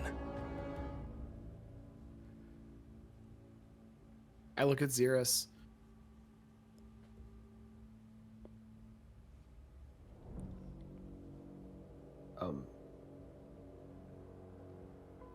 Okay. We'll do what we can. I'm sorry you had found it this way, Xerus. I wish there was a better path for you, but it's not something we're supposed to talk about. Sort of defeats the purpose of the secret order. If that makes sense, yeah. Yeah. If you could, would you please? And and I do apologize. I suffered a slight injury that has been plaguing my left ear for some time now. And please speak clearly. I apologize for yelling. What do we tell them? What could you give us anything that we can pass on to Pepper to help them understand? Tell them that if they don't drop their patron as quickly as they can, then they'll probably die. Vergolath has a way of using up what he needs from his victims and then just leaving them out to dry. He moves from one to the other, taking what he needs and then leaving them alone. But almost always, when he's finished, there's not much left of them.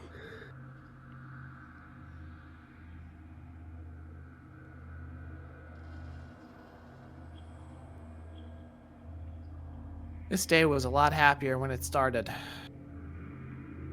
I'm sorry. No, thank you. And again, I apologize for yelling. It's alright. You were rightfully upset. I would be too if my friend was in trouble. You're a good friend, Oliver. One final question. Yeah. Are they safe in Dawnspire?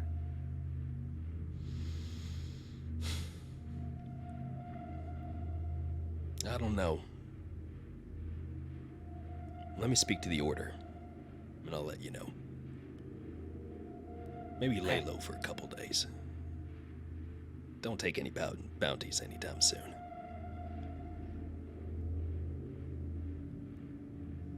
Understood. Right.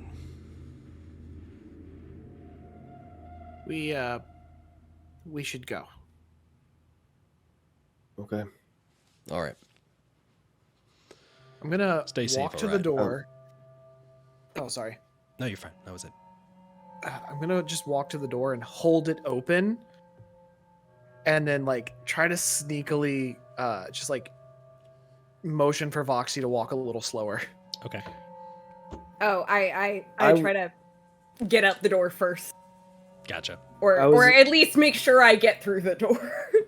I was gonna. And I will linger tap back Oliver. for a sec. I will tap Oliver when as I pass to let him know that I'm Okay. gone. So you three head out. Xeris, you hang back. As I'm closing the door, I'm just gonna give him like the most significant look I can muster. Okay. As if to say, we're right here, and we will be right there if you need us. But you know, Okay. with my face. Yeah. Yeah, like a facial thing, Like a look. Like a look. like a really good look. Oliver gives him the look. Wait. All right, Xeris, what's up? Which look? I have one follow-up question. What's that? This is a gravel off, by the way. It is. We're just gravelly voices. Yeah, so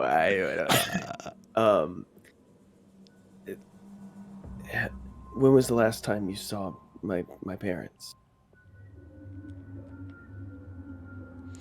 They passed through Dawnspire about 5 years ago. So they're still alive? 5 years ago they were.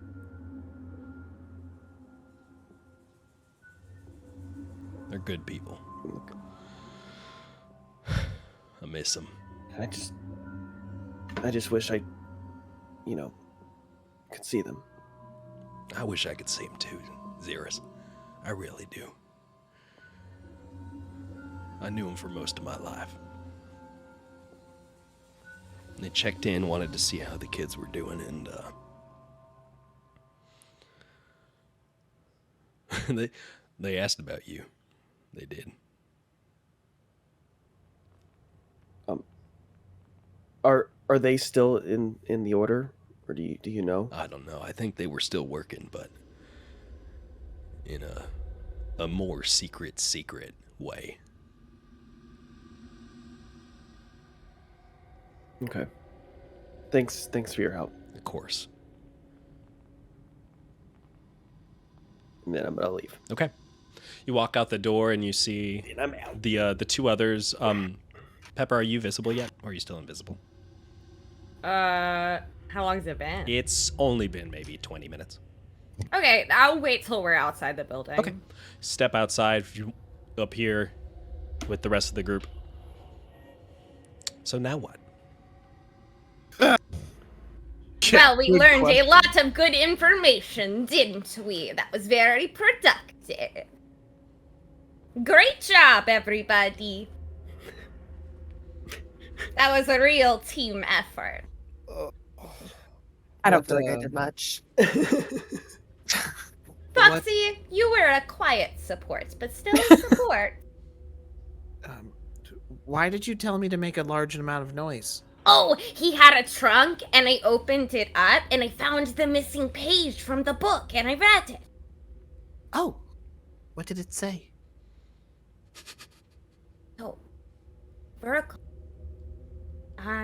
When the whole you know what you told us, Oliver, that all happened, and then he corrupted the wizard, and he tried to take over the world, but he didn't get to, and his body was killed, but his essence was like spread around, and he's the reason the Order of the Light was formed. But but the weird part is, it says in the book that it was disbanded.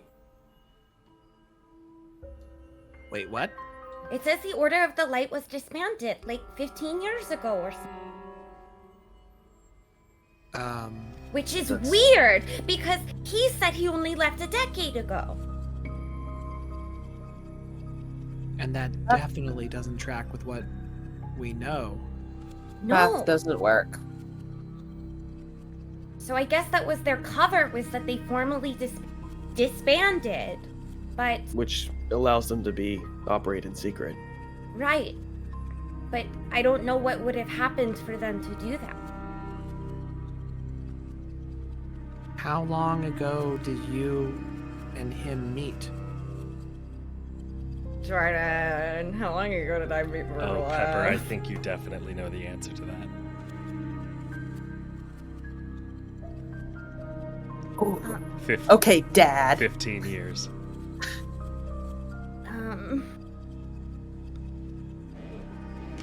Well, it might be the same number.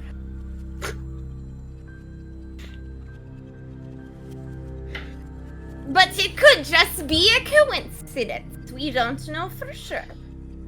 I didn't. There have been a lot of those lately. Mm-hmm. I was unaware that you had spent so much time with him. Yeah. Pepper, did you hear what he said in there? Yeah. I'm scared for you.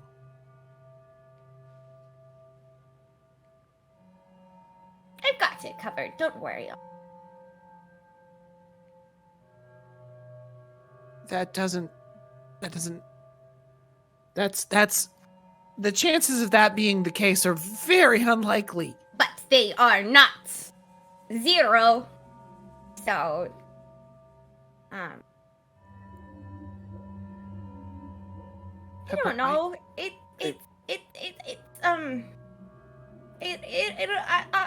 I'll figure it out. It'll. If you heard what he said, then you know what you need to do.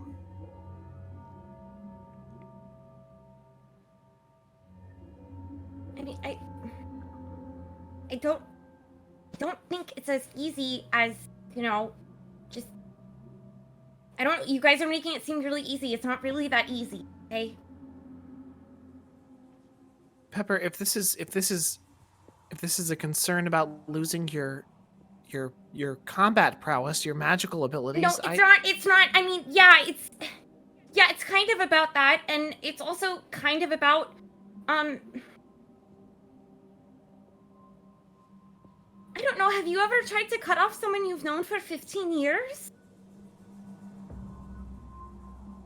No. That's not easy.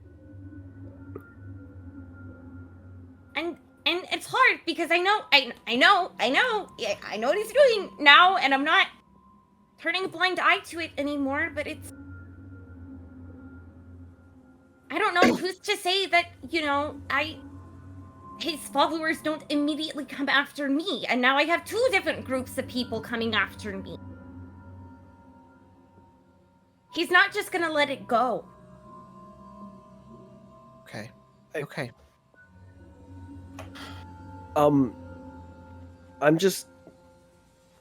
I don't want to watch you die a second time.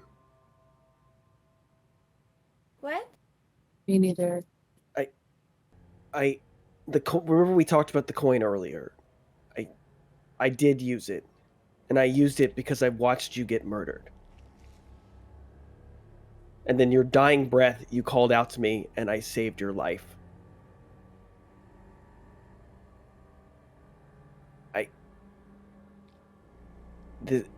If that's going to happen again, then you should just throw that mirror away.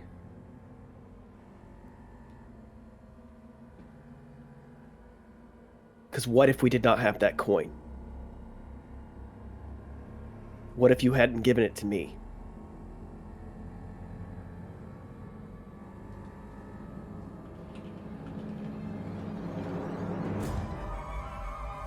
I think I need to be alone. I leave. All right, step away.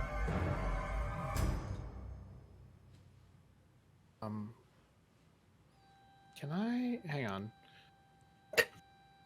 Sorry, I have to look at the text of something real quick. Oh, I know what I'm thinking of. I don't. Okay.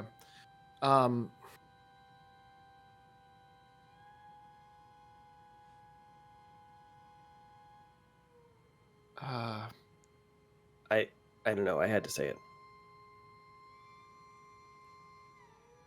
I'm glad you did.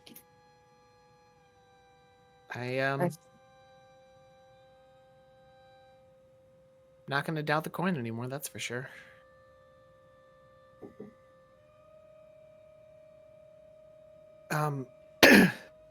Voxi.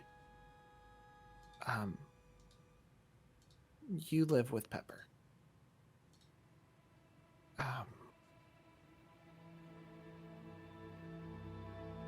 Why don't we start small? Get them to let you hang on to the mirror for a day. And we keep them alive until it becomes a week. And then we'll go from there. Just take it away in small increments. And most importantly, we don't take it, we convince them to give it.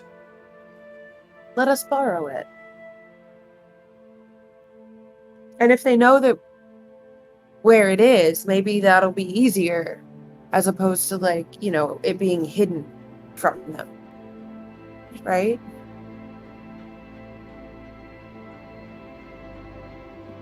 And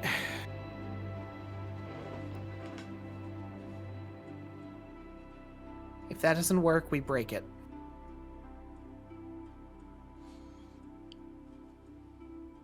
Is there any way that you know who could know that we've taken it away from Pepper?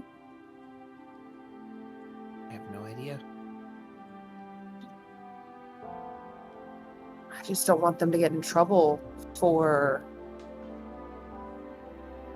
They're what we might do. They're in trouble. I guess I don't want to make it worse.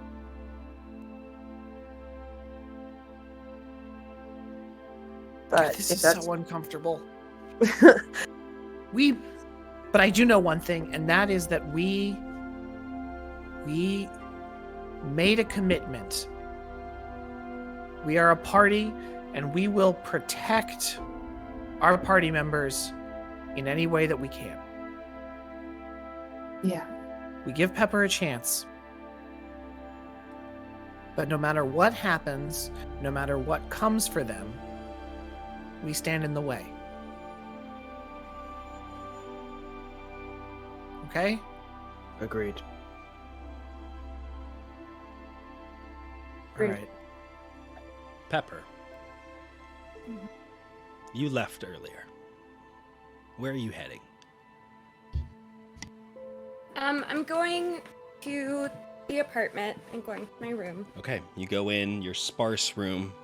You shut the door behind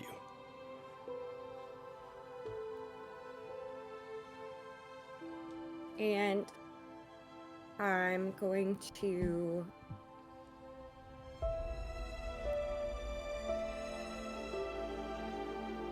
pull out the mirror. Okay. And look at it very long. You stare at it. Do you open it or do you just keep it closed? I open. You open it up.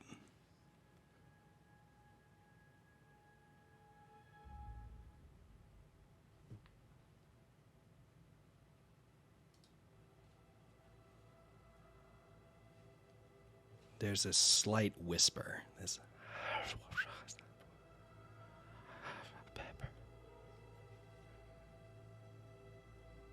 and then you hear a voice that says, Pepper, I'd like to have a conversation. Why don't you step inside my office? And without warning, you are pulled into the mirror.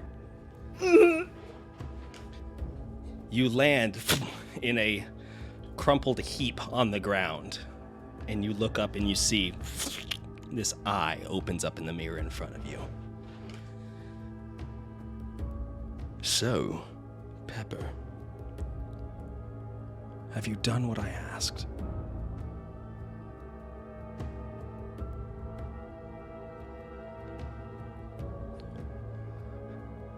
That's interesting. I remember distinctly asking if you understood the stakes. And I remember you repeated it back to me. What was it you said? By any means necessary? And yet, you come to me empty-handed.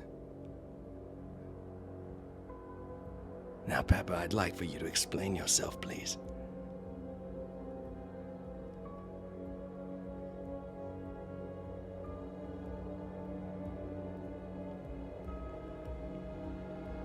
I'm really tired.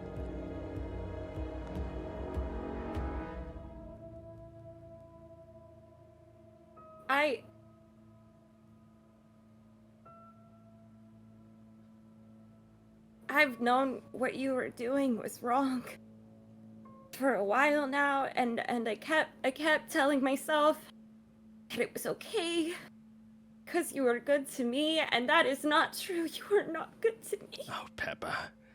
What do you mean? Of course I've been good to you. I've given you these powers that made you stronger than you could possibly imagine. I've guided you. I've led you. You would have No, you've used me! It's a matter of perspective, isn't it?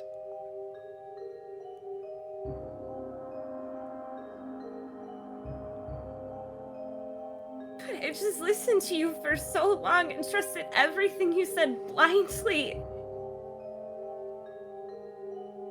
I died for you. You can see what the coin does. You know that I died.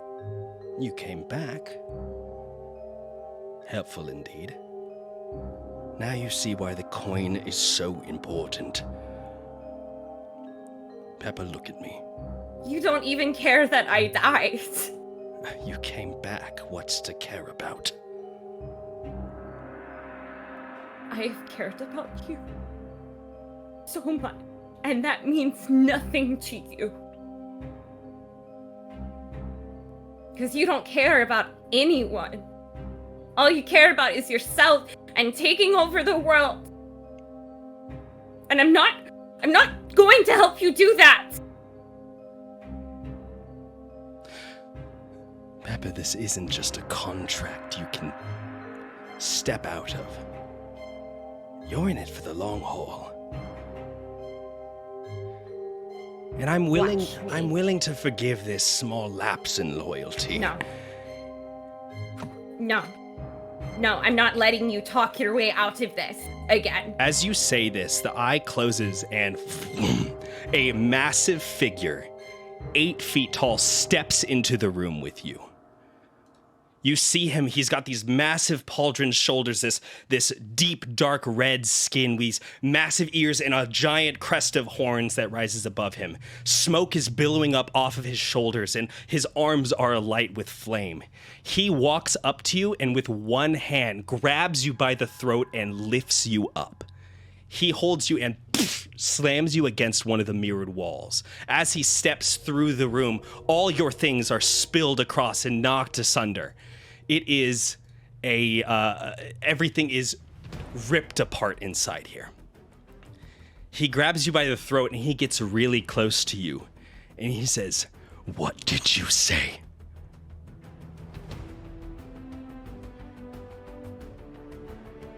I'm not working anymore. You can't just back your way out of this. I gave you these powers. I made you what you are. No, you didn't. My friends made me what I am, and they gave me the fucking strength to see what you're doing to me and what you're doing to the world. Pepper, we seem to be getting a bit brass now, are we? Your friends are bad, okay? I think it's best if you should kill them. Kill them and take the coin for us. For you and me, and you can stand at my side, Pepper. I'm not going to stand anywhere with you.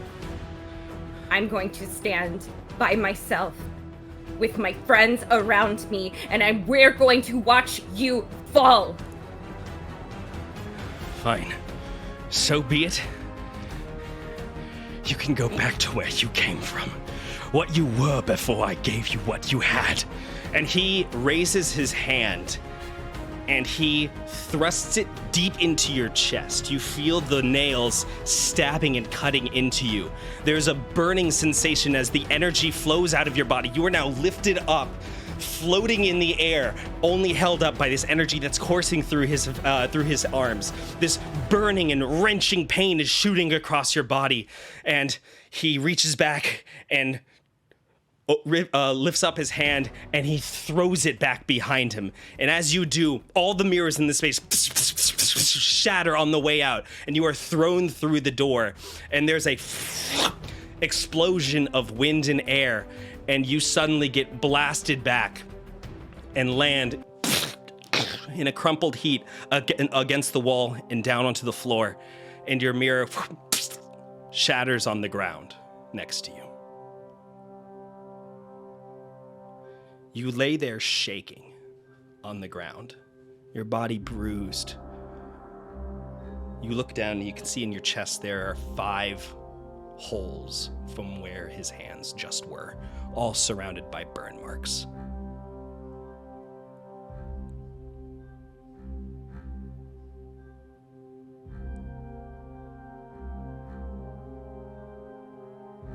What do you do?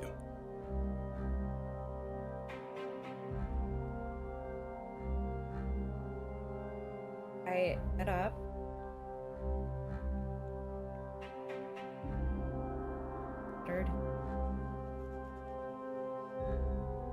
And throw it on the... It shatters into 100 pieces, scattering mirrored glass across the floor. And as it does, this black smoke billows up out of it and dissipates in the space.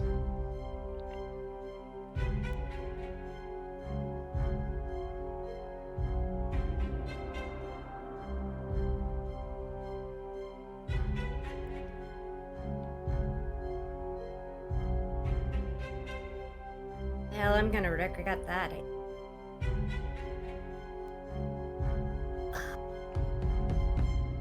We don't have a dust. You go and you sit down on your bed, rarely used bed. It is very hard to sit in, very uncomfortable. And you just sit there and you ponder and you think just about the past. A couple of hours later, well, no, like half an hour later,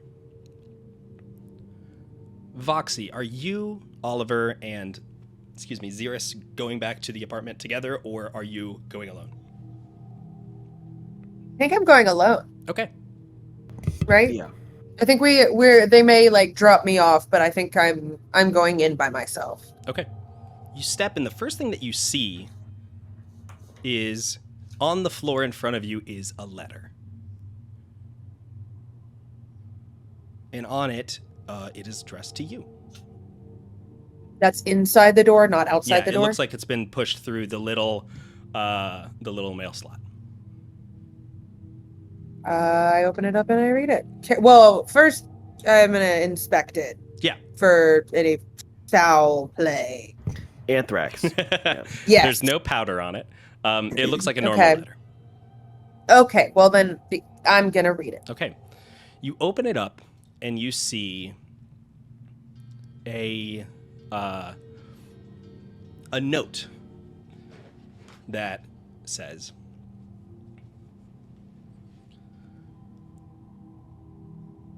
"Greetings, Voxi.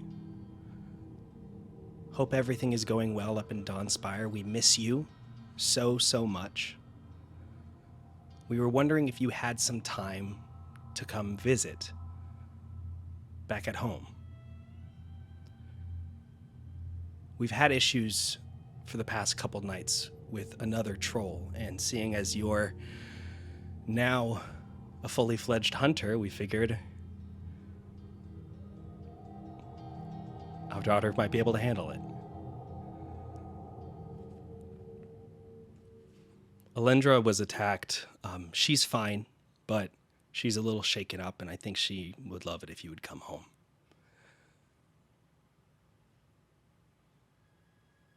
Signed, Nixie and Fallwind Rain.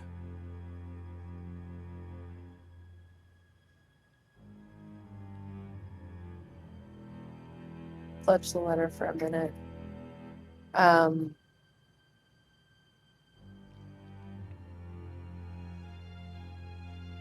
And then I'm gonna look around for Pepper. I think I'm gonna look around for Pepper now. You don't see Pepper in the living space, but their door is slightly ajar, and as you glance in, you can see Pepper sitting on the bed.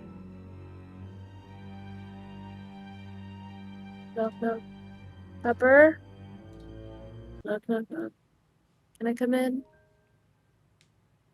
Not you, Catch.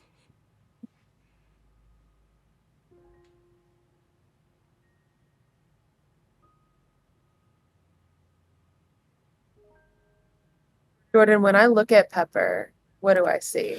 You see tears running down their face.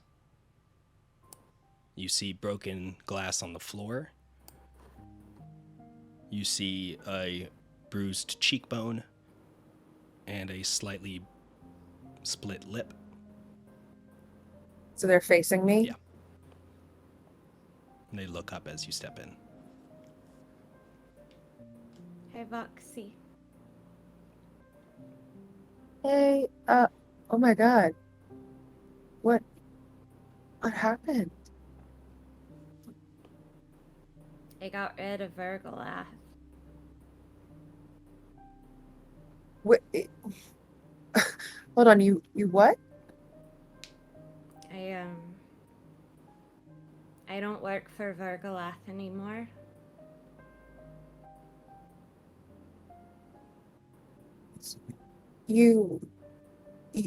How?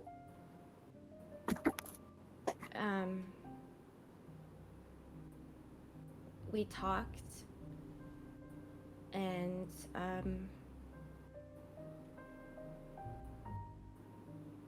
said no.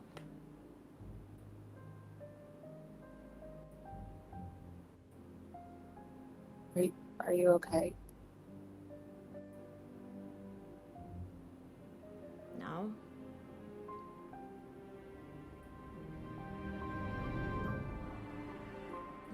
Is there anything I can do right now? I'm gonna need to learn how to shoot a crossbow. I mean, Sarah was good, but I think that was beginner's luck, and I'ma tell you, Voxi, I don't got a lot going for me without my powers. Yeah. Well, I'm sure Sarah would be delighted. I was asking teach you. you, not Sarah. If you want me to go learn from Sarah, I will go learn. No. I mean, no, please. No, please. I can teach you.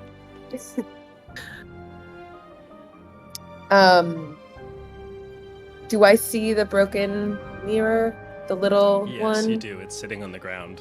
There's a couple little shards of glass and a couple smudges of blood nearby. You can see that Pepper's foot is bleeding slightly.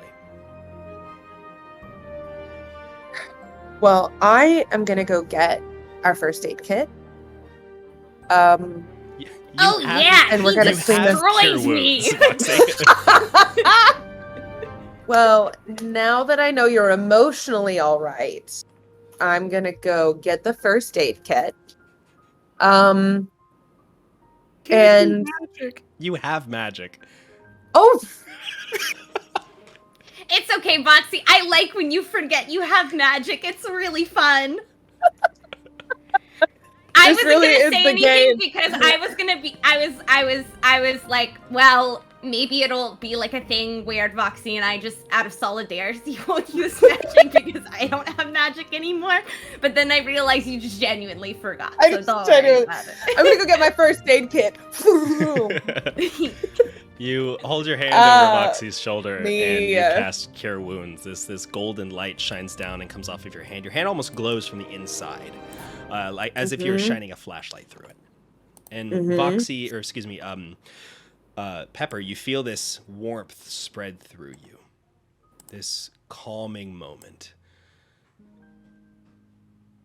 And you feel Voxi's hand squeeze ever so slightly on your shoulder.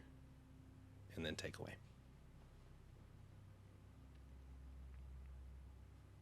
Thanks, Voxi. Thanks for reminding me that I could do that. It's okay. You would remember when it's really important. Yeah, this is true. So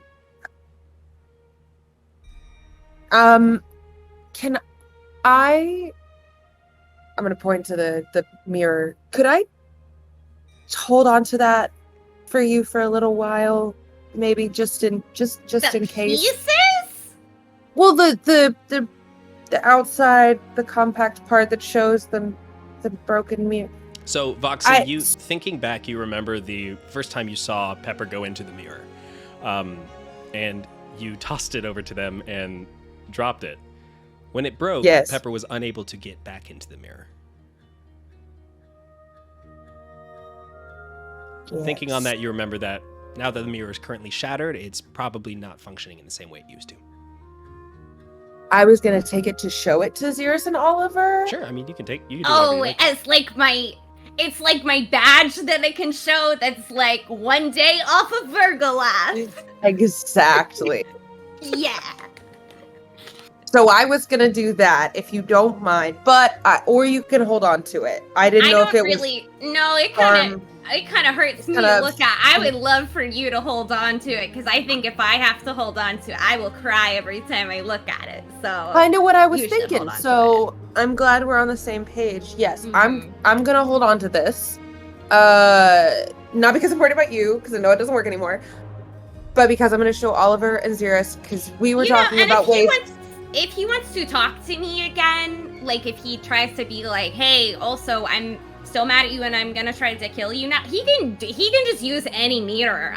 You guys were really fixated on the one mirror. He can show up in any mirror. Good to know. I'm gonna start covering the Or mirrors. anything that's a reflection, really. One time he showed up in the oven. Okay, well, we're just. How about you just hang out here? I need to let Xeris and Oliver know about this. But also, I should tell you, I think I'm gonna go home for a little while. To Glint I- Harbor? Yes.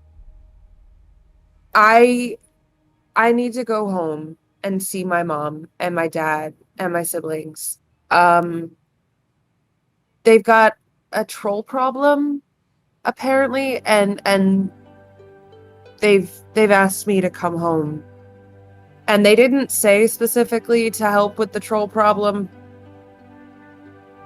but, well, they did. They think that I can help solve the troll problem. But you are in a monster hunting guild with a monster hunting team, and you are going to go home and fight a monster and not bring the team.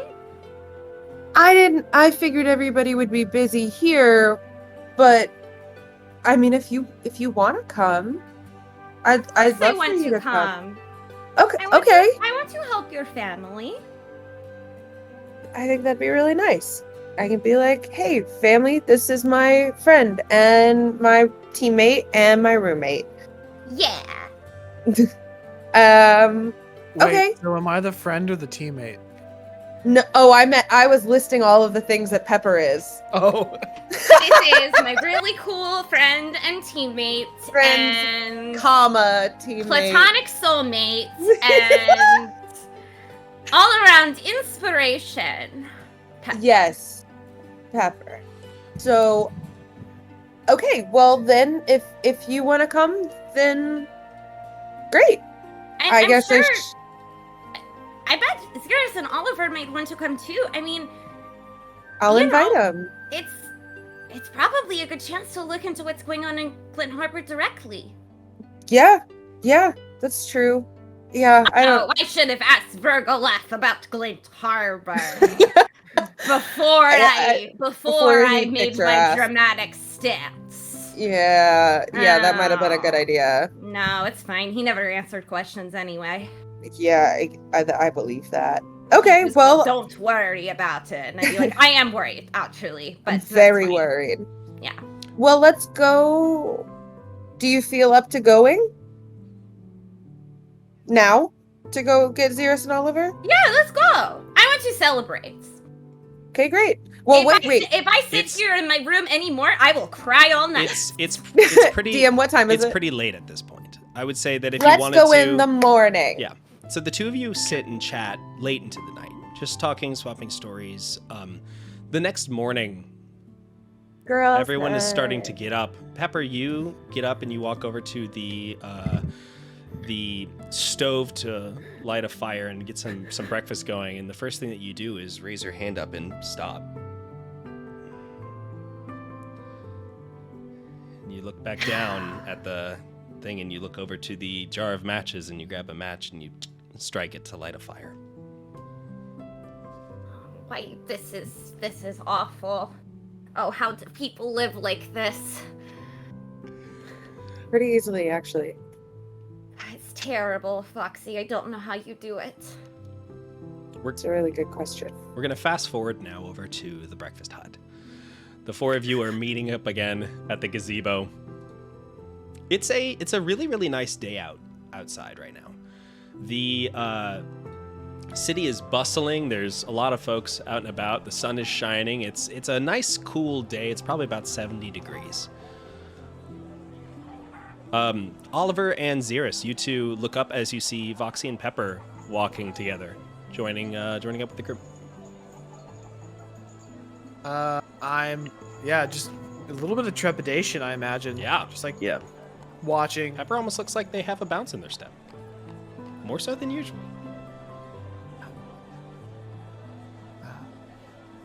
Guess what? Yes? I committed to Virgoleth 100%, and I am going full in on world domination.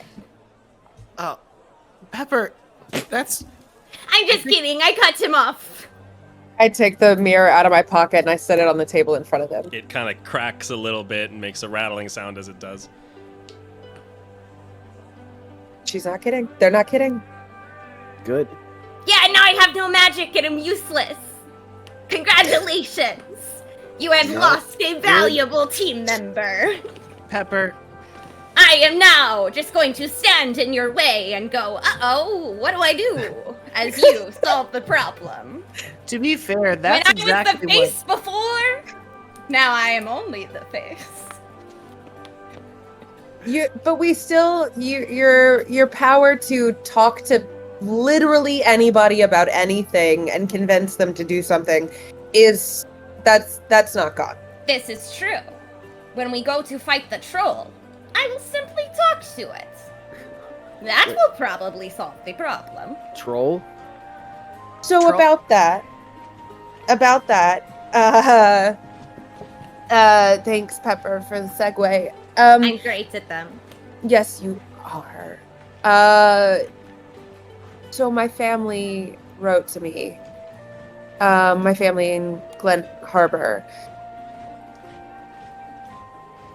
They need me to come home. I'm going home. They're having a troll problem, and one attacked my sister, and she's fine, but I think I need to go help them. And Pepper made a good point that this is our way to, kill two trolls with one stone. And figure out what's going on in Glen Harbor. So if you got, I bring it up to say if y'all want to come with me, Pepper and I are gonna go, and I think having the whole team could be nice. Because if Voxi and I go up against a troll alone, it is Voxi going up against a troll alone. I stand up and I start jogging away. That is a violent no. Wow. He Oliver. could have just said no. I'm not sure it was a no, or if it was just a non-response, or maybe he's gonna return dramatically. Oliver, where are you heading? He do that. Trolls! Say that again. I'm off to the library to research trolls. I don't know why we didn't see that coming. We should have known. We should have known. Please get a good horse this time. Oliver. The two of you get up and go grab a new horse. This one is a jet black horse with a cart attached to it, a nice covered wagon. Oliver, you do a little bit of digging up on trolls online. Go ahead and give me a online in the library. That's what I'm doing. I'm gonna go to the library and ask Jeeves. I'm gonna go invent internet. Yeah. So go. Excuse me, I'm looking for a scribe named Al Gore. He's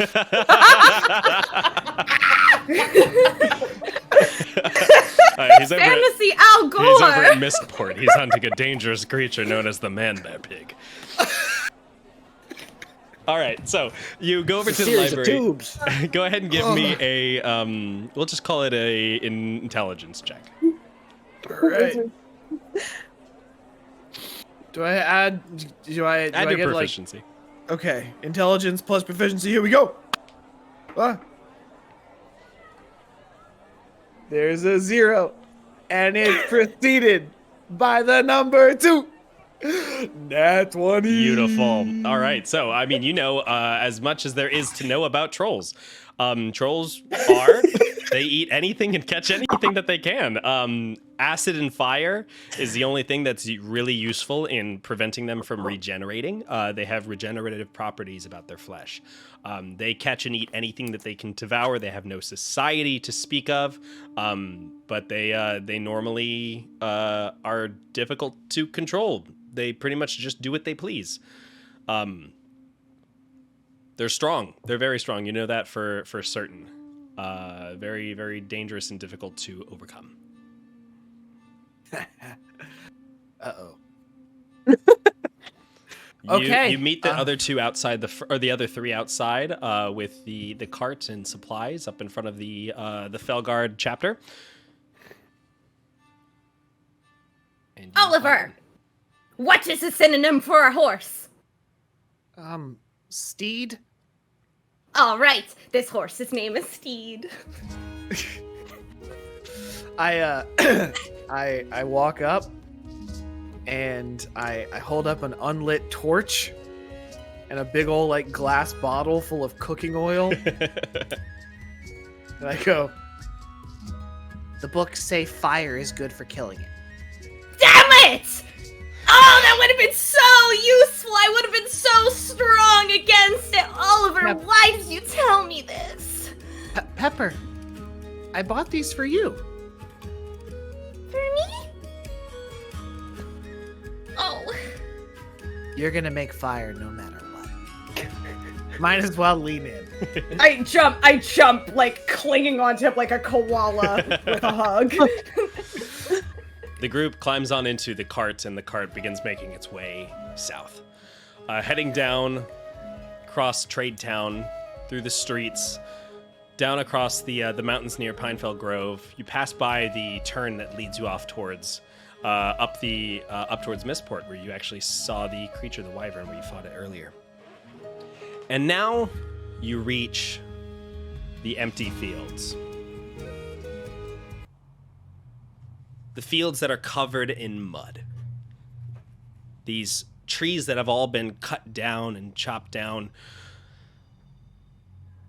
And Voxi, it's worse than you could have possibly imagined. You actually didn't get a chance to see this yet. You see that what was once a beautiful and lush forest, one that you hunted in and played in as a child, is now completely obliterated. Rolling through the muck on the street, you pass by and you look to your left and you see the small remains of a rabbit as a crow pecks at it. As the cart gets close, it takes off and flies up into the sky. In the distance, you can see a haze. This clouds that are billowing up from these large smokestacks over in Glint Harbor. As you slowly approach it, you have a little bit of time to chat. This is so much worse up close. So much worse than I remember.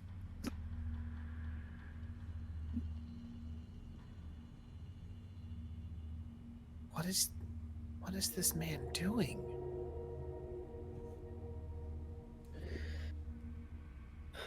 Whatever it is, it isn't good.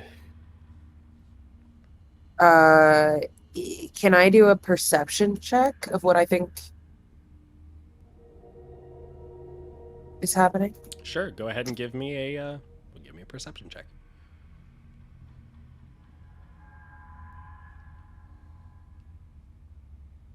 12? 12. With 12, you can tell that they're definitely using the wood for something. I mean, there's smoke up in the air. It seems that they might be burning the wood. For what purpose, you don't know. Oh. I think they're burning the wood, maybe? But to Virgoleth what is end? Virgoleth is a fire-based shin. Yeah. That just seems relevant, maybe. Is there a reason why a large fire would be beneficial for him?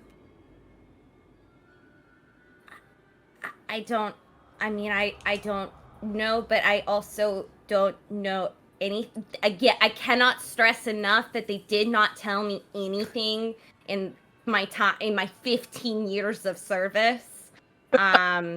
So really couldn't tell you, but I assume that, it seemed like the plan was always to bring Virgoleth back, right? So I don't know if there's some kind of ritual they could do, or I don't know. Like, make him a physical being? That's probably the end goal, right? I imagine that's what he wants. Oh, no. That, or the Baron's just doing something of his own agenda. But if he's working for Virgoleth, he has to be doing something. How far away are we from my home? Probably only about another 20 minutes or so. Okay. I think I just get real quiet and I'm just waiting for us to get there. Okay. So you continue forward and you make your way up towards this small, quaint little cottage on the edge of a farm. The farm looks pretty barren. There's no crops growing. It looks like what crops were there are mostly dead at this point. And you don't see any animals out in the pastures. When I left, it did not look like this, correct? No, it did not. It was lush and green and full of life. I'm gonna look around and see if I see any family, any signs of anybody anywhere outside. Not outside. It's weird. Normally they're out working the fields. I'm gonna get out Especially this time of year. I want to get out and start calling, Mama, Papa. The door to the cabin opens up, and stepping out are two figures. You see a man and a woman. The man is walking with a cane, and he looks over, his face beaming and happy, and you can see your mother walk up, and she reaches her arms up and she gives you a big hug. The other three of you notice that when Voxi's mom hugs her, you can see that her mom is missing her left hand. The mother looks over and looks at the three of you and says, "Oh my gosh, I'm so sorry. Where are my manners? I'm Nexie Rain. This is my husband, Falwyn." And Falwyn says, Afternoon. and Nexie looks over and says, and introduce us to your friends, Voxi. Mama, Papa, this is Xeris and Pepper and Oliver. This is my team at the Fellguard. Oh, you guys look so great together. Sorry, you've talked so much about them. They're exactly how you pictured them. Please come inside. She walks inside. The first thing that she does and says, "Your siblings are out on a run over towards Basin Crest for the afternoon, but they should join us for dinner at least. Can I get you anything? Anything to drink? Any tea?" Before I answer, I'm gonna look around and how can I do a perception check of the state of them and the house? Sure. Yeah. Give me a perception check. 8. The house looks kind of like it always has, a little messy. Not much has been improved. It doesn't look like there's fresh crops that are hanging over the stove drying out. Nothing there. There's normally a little herb garden that's over by the window. Looks to be just a table in the center, and people are. Your father goes and sits down in front of it, and says, I'll take a tea if that's okay. You see him sort of nursing his right leg a little bit. He leans his cane up against the table. Your mom goes, And how- 1 second, and goes and starts making tea. And how do they look to me? Do they look okay? Give me a perception worse, check. Give me better? an insight check.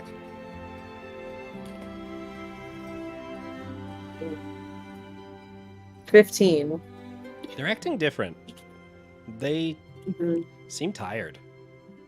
Something's Mm. off. Seems like they're putting up something. Like putting up a front, kind of, is Yeah. what you mean? Like they're trying to be extra Um, nice.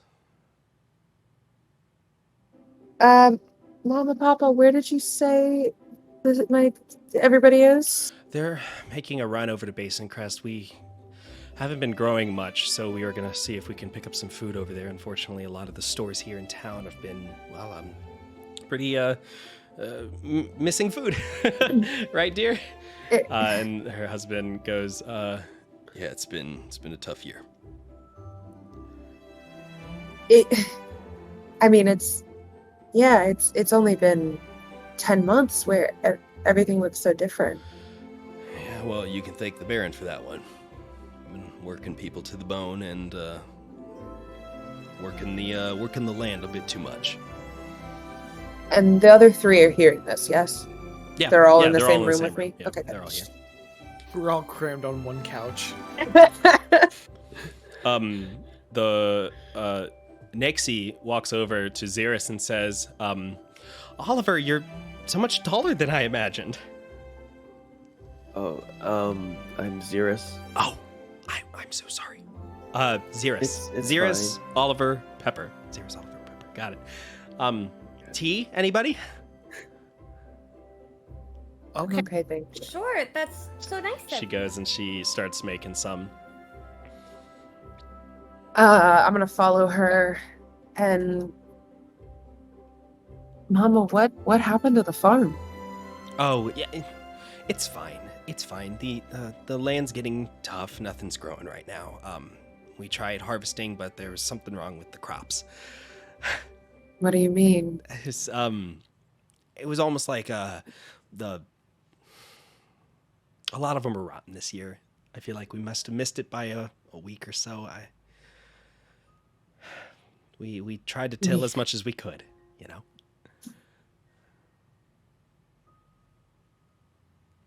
Okay. Food's not growing. I'm gonna give a look to the other 3 of y'all hear this and this is weird, right?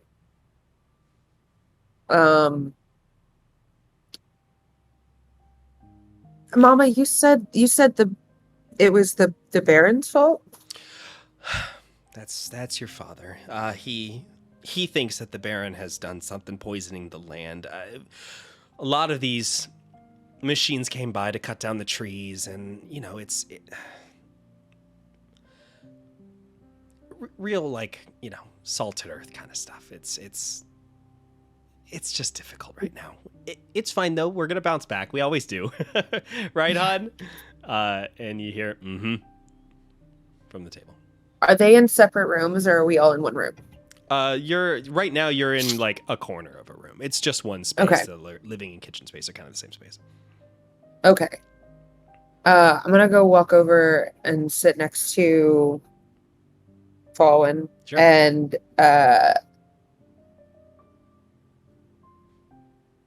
Dad, what is it that you thought? I'm just curious what it is about the Baron that you said. He's just working a lot of people in town a lot harder than it needs to be. But something about poisoning the earth? That's what I think. I'm not sure. I'd call it a conspiracy theory if you want, but I think that, you know, whenever the Baron was clearing the land around here, something happened to it. He took the life from it.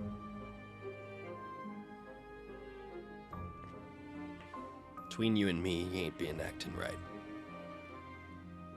What do you mean? He's been moody, yelling a lot more than he normally does. And Knowing look to the others. I lost my job a couple of months ago. What? Couldn't keep up. Then he taps his leg. They fired me. Yeah, they didn't tell me. I didn't need to worry, sweetie. You were doing so great. Listen. Don't worry about us. We'll be fine. We'll be fine. Okay. Well, I'll make sure I send more help. As much as I can. Of course. But we're also kind of interested in what's been going on here.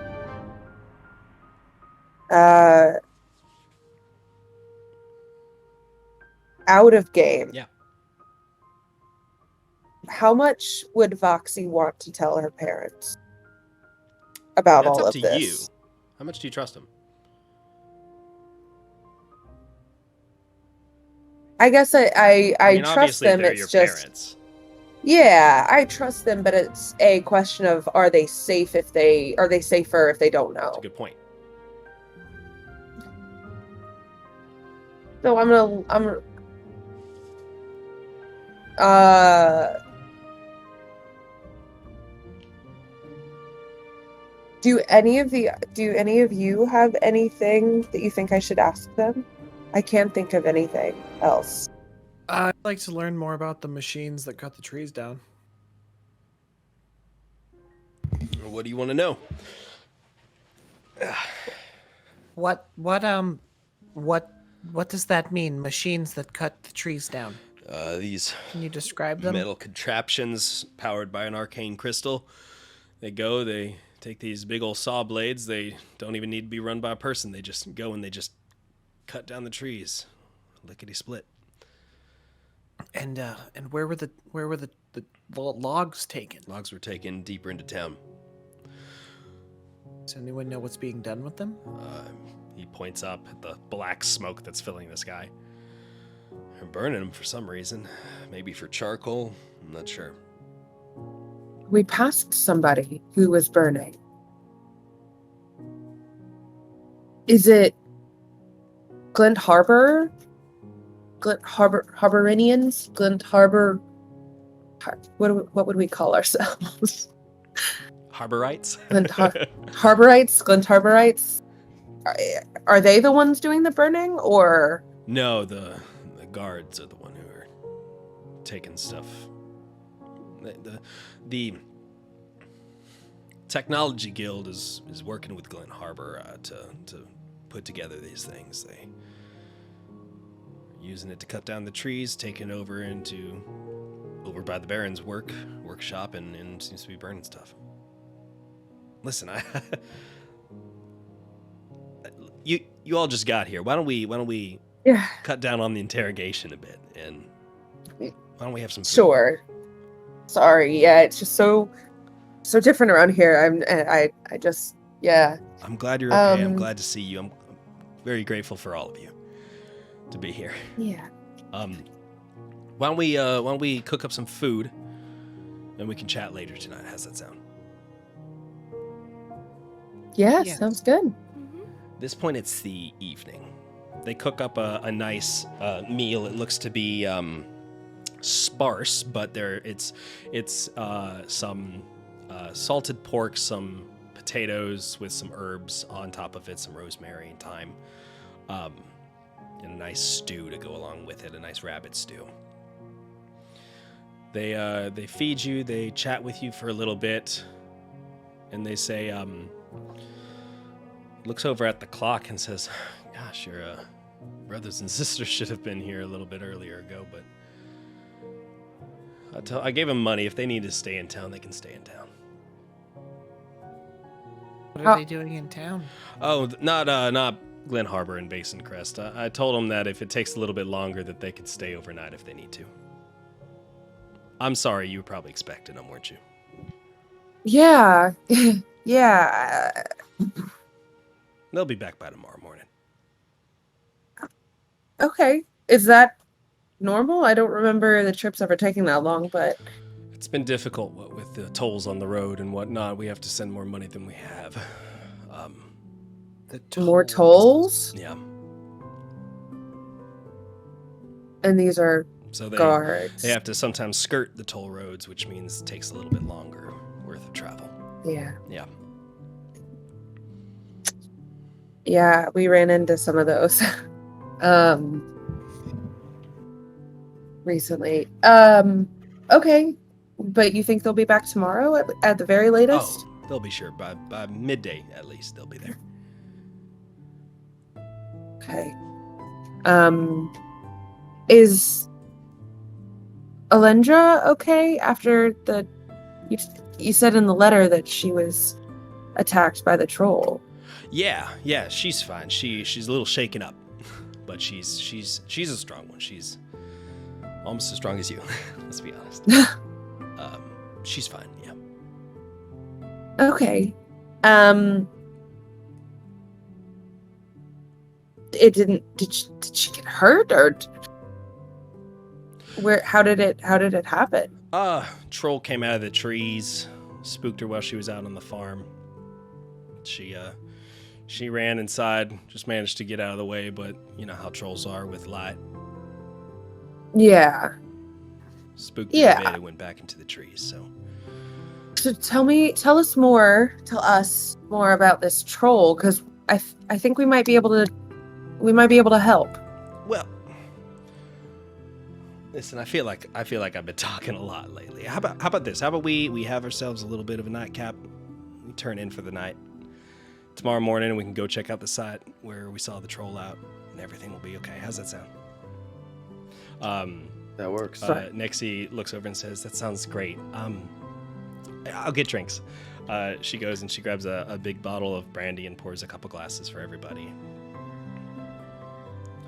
You all enjoy some chatter and some talk, and the two of them say, Well, I think it's probably time that I turned in.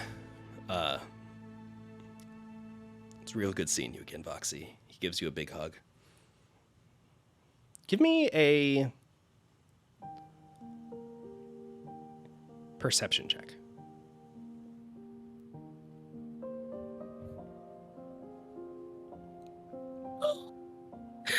Oh no. 2. It's a hug that it's kind of a weaker hug. Like he doesn't grab you and squeeze you as hard as he normally does.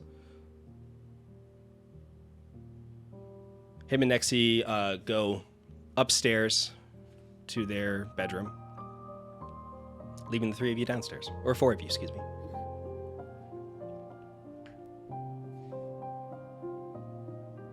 I know y'all just got here, but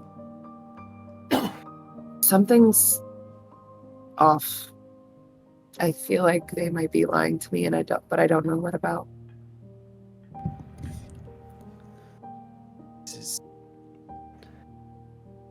This situation is so much worse than I could have imagined. I don't know what to do. In the morning we can investigate. Just start asking around. Yeah. Start with the troll. That's the immediate threat. Yeah. And work up from there. Yeah. We'll do that. We'll take care of the troll, quick save, and save the town. And then we'll figure out what's going on, and it's all gonna be fine. Let's also not forget that we've alerted those in Dawnspire. Something has to change. People outside of the city are starting to look this direction. Yeah, there is that. If we can gather as much information as possible while we are here, we can be of use to the knights when they come. Mm-hmm. Yeah, and who knows? Maybe if I was right and we really can trust Jaren, then maybe we can get the whole team of champions to help.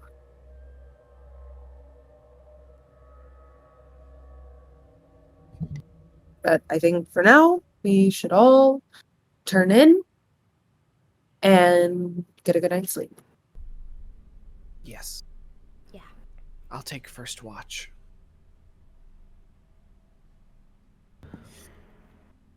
Okay, so 3 of you go and lay down on your bedrolls in the living room. Voxi, do you sleep in your own bed? I don't think I have my own bed anymore. Okay. They probably turned that into They converted the another room. Gotcha. Yeah. Okay. Fair enough. Small house. We were all sharing rooms anyways. Sure, you're on the couch. The other two are on bedrolls on the floor. Oliver, where are you posted up? Well, there's no trees. No, you can't hide in a tree tonight. I think for the first part of the night, I'm going to... Well, for the whole night, I'm going to have the owl just sort of alternate between flying a low circle around and just standing on the roof and watching. But I'm going to, like, also patrol in a circle around and try to keep myself so that the owl and I are always on opposite sides. Gotcha. All right, so you're outside the house? Yeah. Okay. So you are patrolling the house, walking around. Your owl is flying on the outside. As you are doing this, you can smell the thick scent of burning wood in the air, this thick smoke. The air is thick here. It's very almost difficult to breathe. There's a low-hanging fog in the air. You can hear the sounds of dogs fighting over food in the street someplace. You can hear a trash can being knocked over and a cat yowling and running. You can hear some faint talking in the distance. No crickets at all. Cricket's notoriously afraid of fire. Makes sense. Go ahead and give me a perception check. Yeah. Can I get the help action from my owl? In this case, no. Okay. 10. 10. You pass by a window as you were walking around one side of the building, and you can see a shape slowly walking down the stairs. Is this window is on Voxi's house? This is one of the windows to the living room. So headed down towards the first floor. Yep.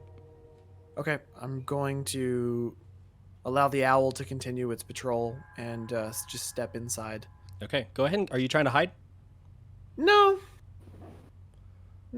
I don't think that I have any, like, I don't think that the current situation is giving him an inclination of danger. Okay. You know, this is, am I correct in saying that, like, it would make sense to him that this is just Voxi's parents coming downstairs to, like, use the bathroom or something? Yeah.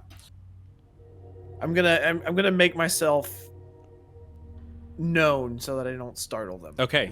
I guess. You open up the door and step inside, and as you do, Voxi's mother, Nexi, turns and looks at you, eyes wide, mouth agape. In her hand is a knife. And as she turns, you can see spilling out of her shirt is a ruby necklace.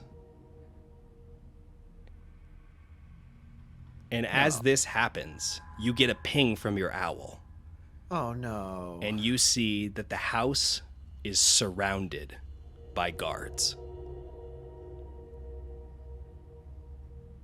Oh no. No. Folks, is where we are going to end our session. No! Oh, God. Oh. Thank you all for joining me. My name has been Jordan Tries. I've been your dungeon master for this. This is the first of our 3-part finale for the Fellguard. So please make sure, if you want to see more, you give us a follow, you give us a subscription so that you'll be notified the next time that we go live. We go live every single Wednesday starting at 7 p.m. Eastern. And then you can see the subsequent episodes on Mondays, which is our rerun day. This coming Friday, we are going to be playing Winecraft, which is a very, very fun game with, normally it's myself and my friend, the Breaderman, where we drink wine, dig mines, and have a good time. It's a very fun time. I'm not going to be there this Friday, but a special guest will be there with the Breaderman, so make sure you tune in for that. In addition, your faces look so glum. I mean, Oh man. no. Oh no. Oh no. I mean, I knew it was gonna be bad, but like the mother gonna kill us with a knife, that's pretty fucked up. I didn't know it was gonna be fucked up, Jordan. It's pretty fucked up. And your dad was like, yeah, the troll came out of the trees. What trees, Dad? Oh. Wow. I'll quickly remind you. I don't even know how to feel about this. Your eagle-eyed viewers. We've seen a ruby necklace before. Yeah, no, Yeah. Yeah. Yep. Yeah, we have. Jordan, yeah, we have. We've seen a lot of things You don't before. gotta rub it in or anything. Oh, boy. So we are a comedy troupe, as you clearly can tell. We do live sketch comedy, and we are getting ready to do a brand new show here in Wilmington, North Carolina. We are going to be doing Gotta Sketch 'Em All, which is a Pokemon-themed sketch show. It's going to be on June 24th, 25th, and 26th. So make sure you go to PSL.com to get your tickets for that. Live sketch comedy. It's a lot of fun. It's not D&D related, but it's very fun and irreverent. Thank you all for joining me again. I have been Jordan Tries. Say bye, adventurers. Bye, adventurers. Bye, adventurers. Good night, everybody.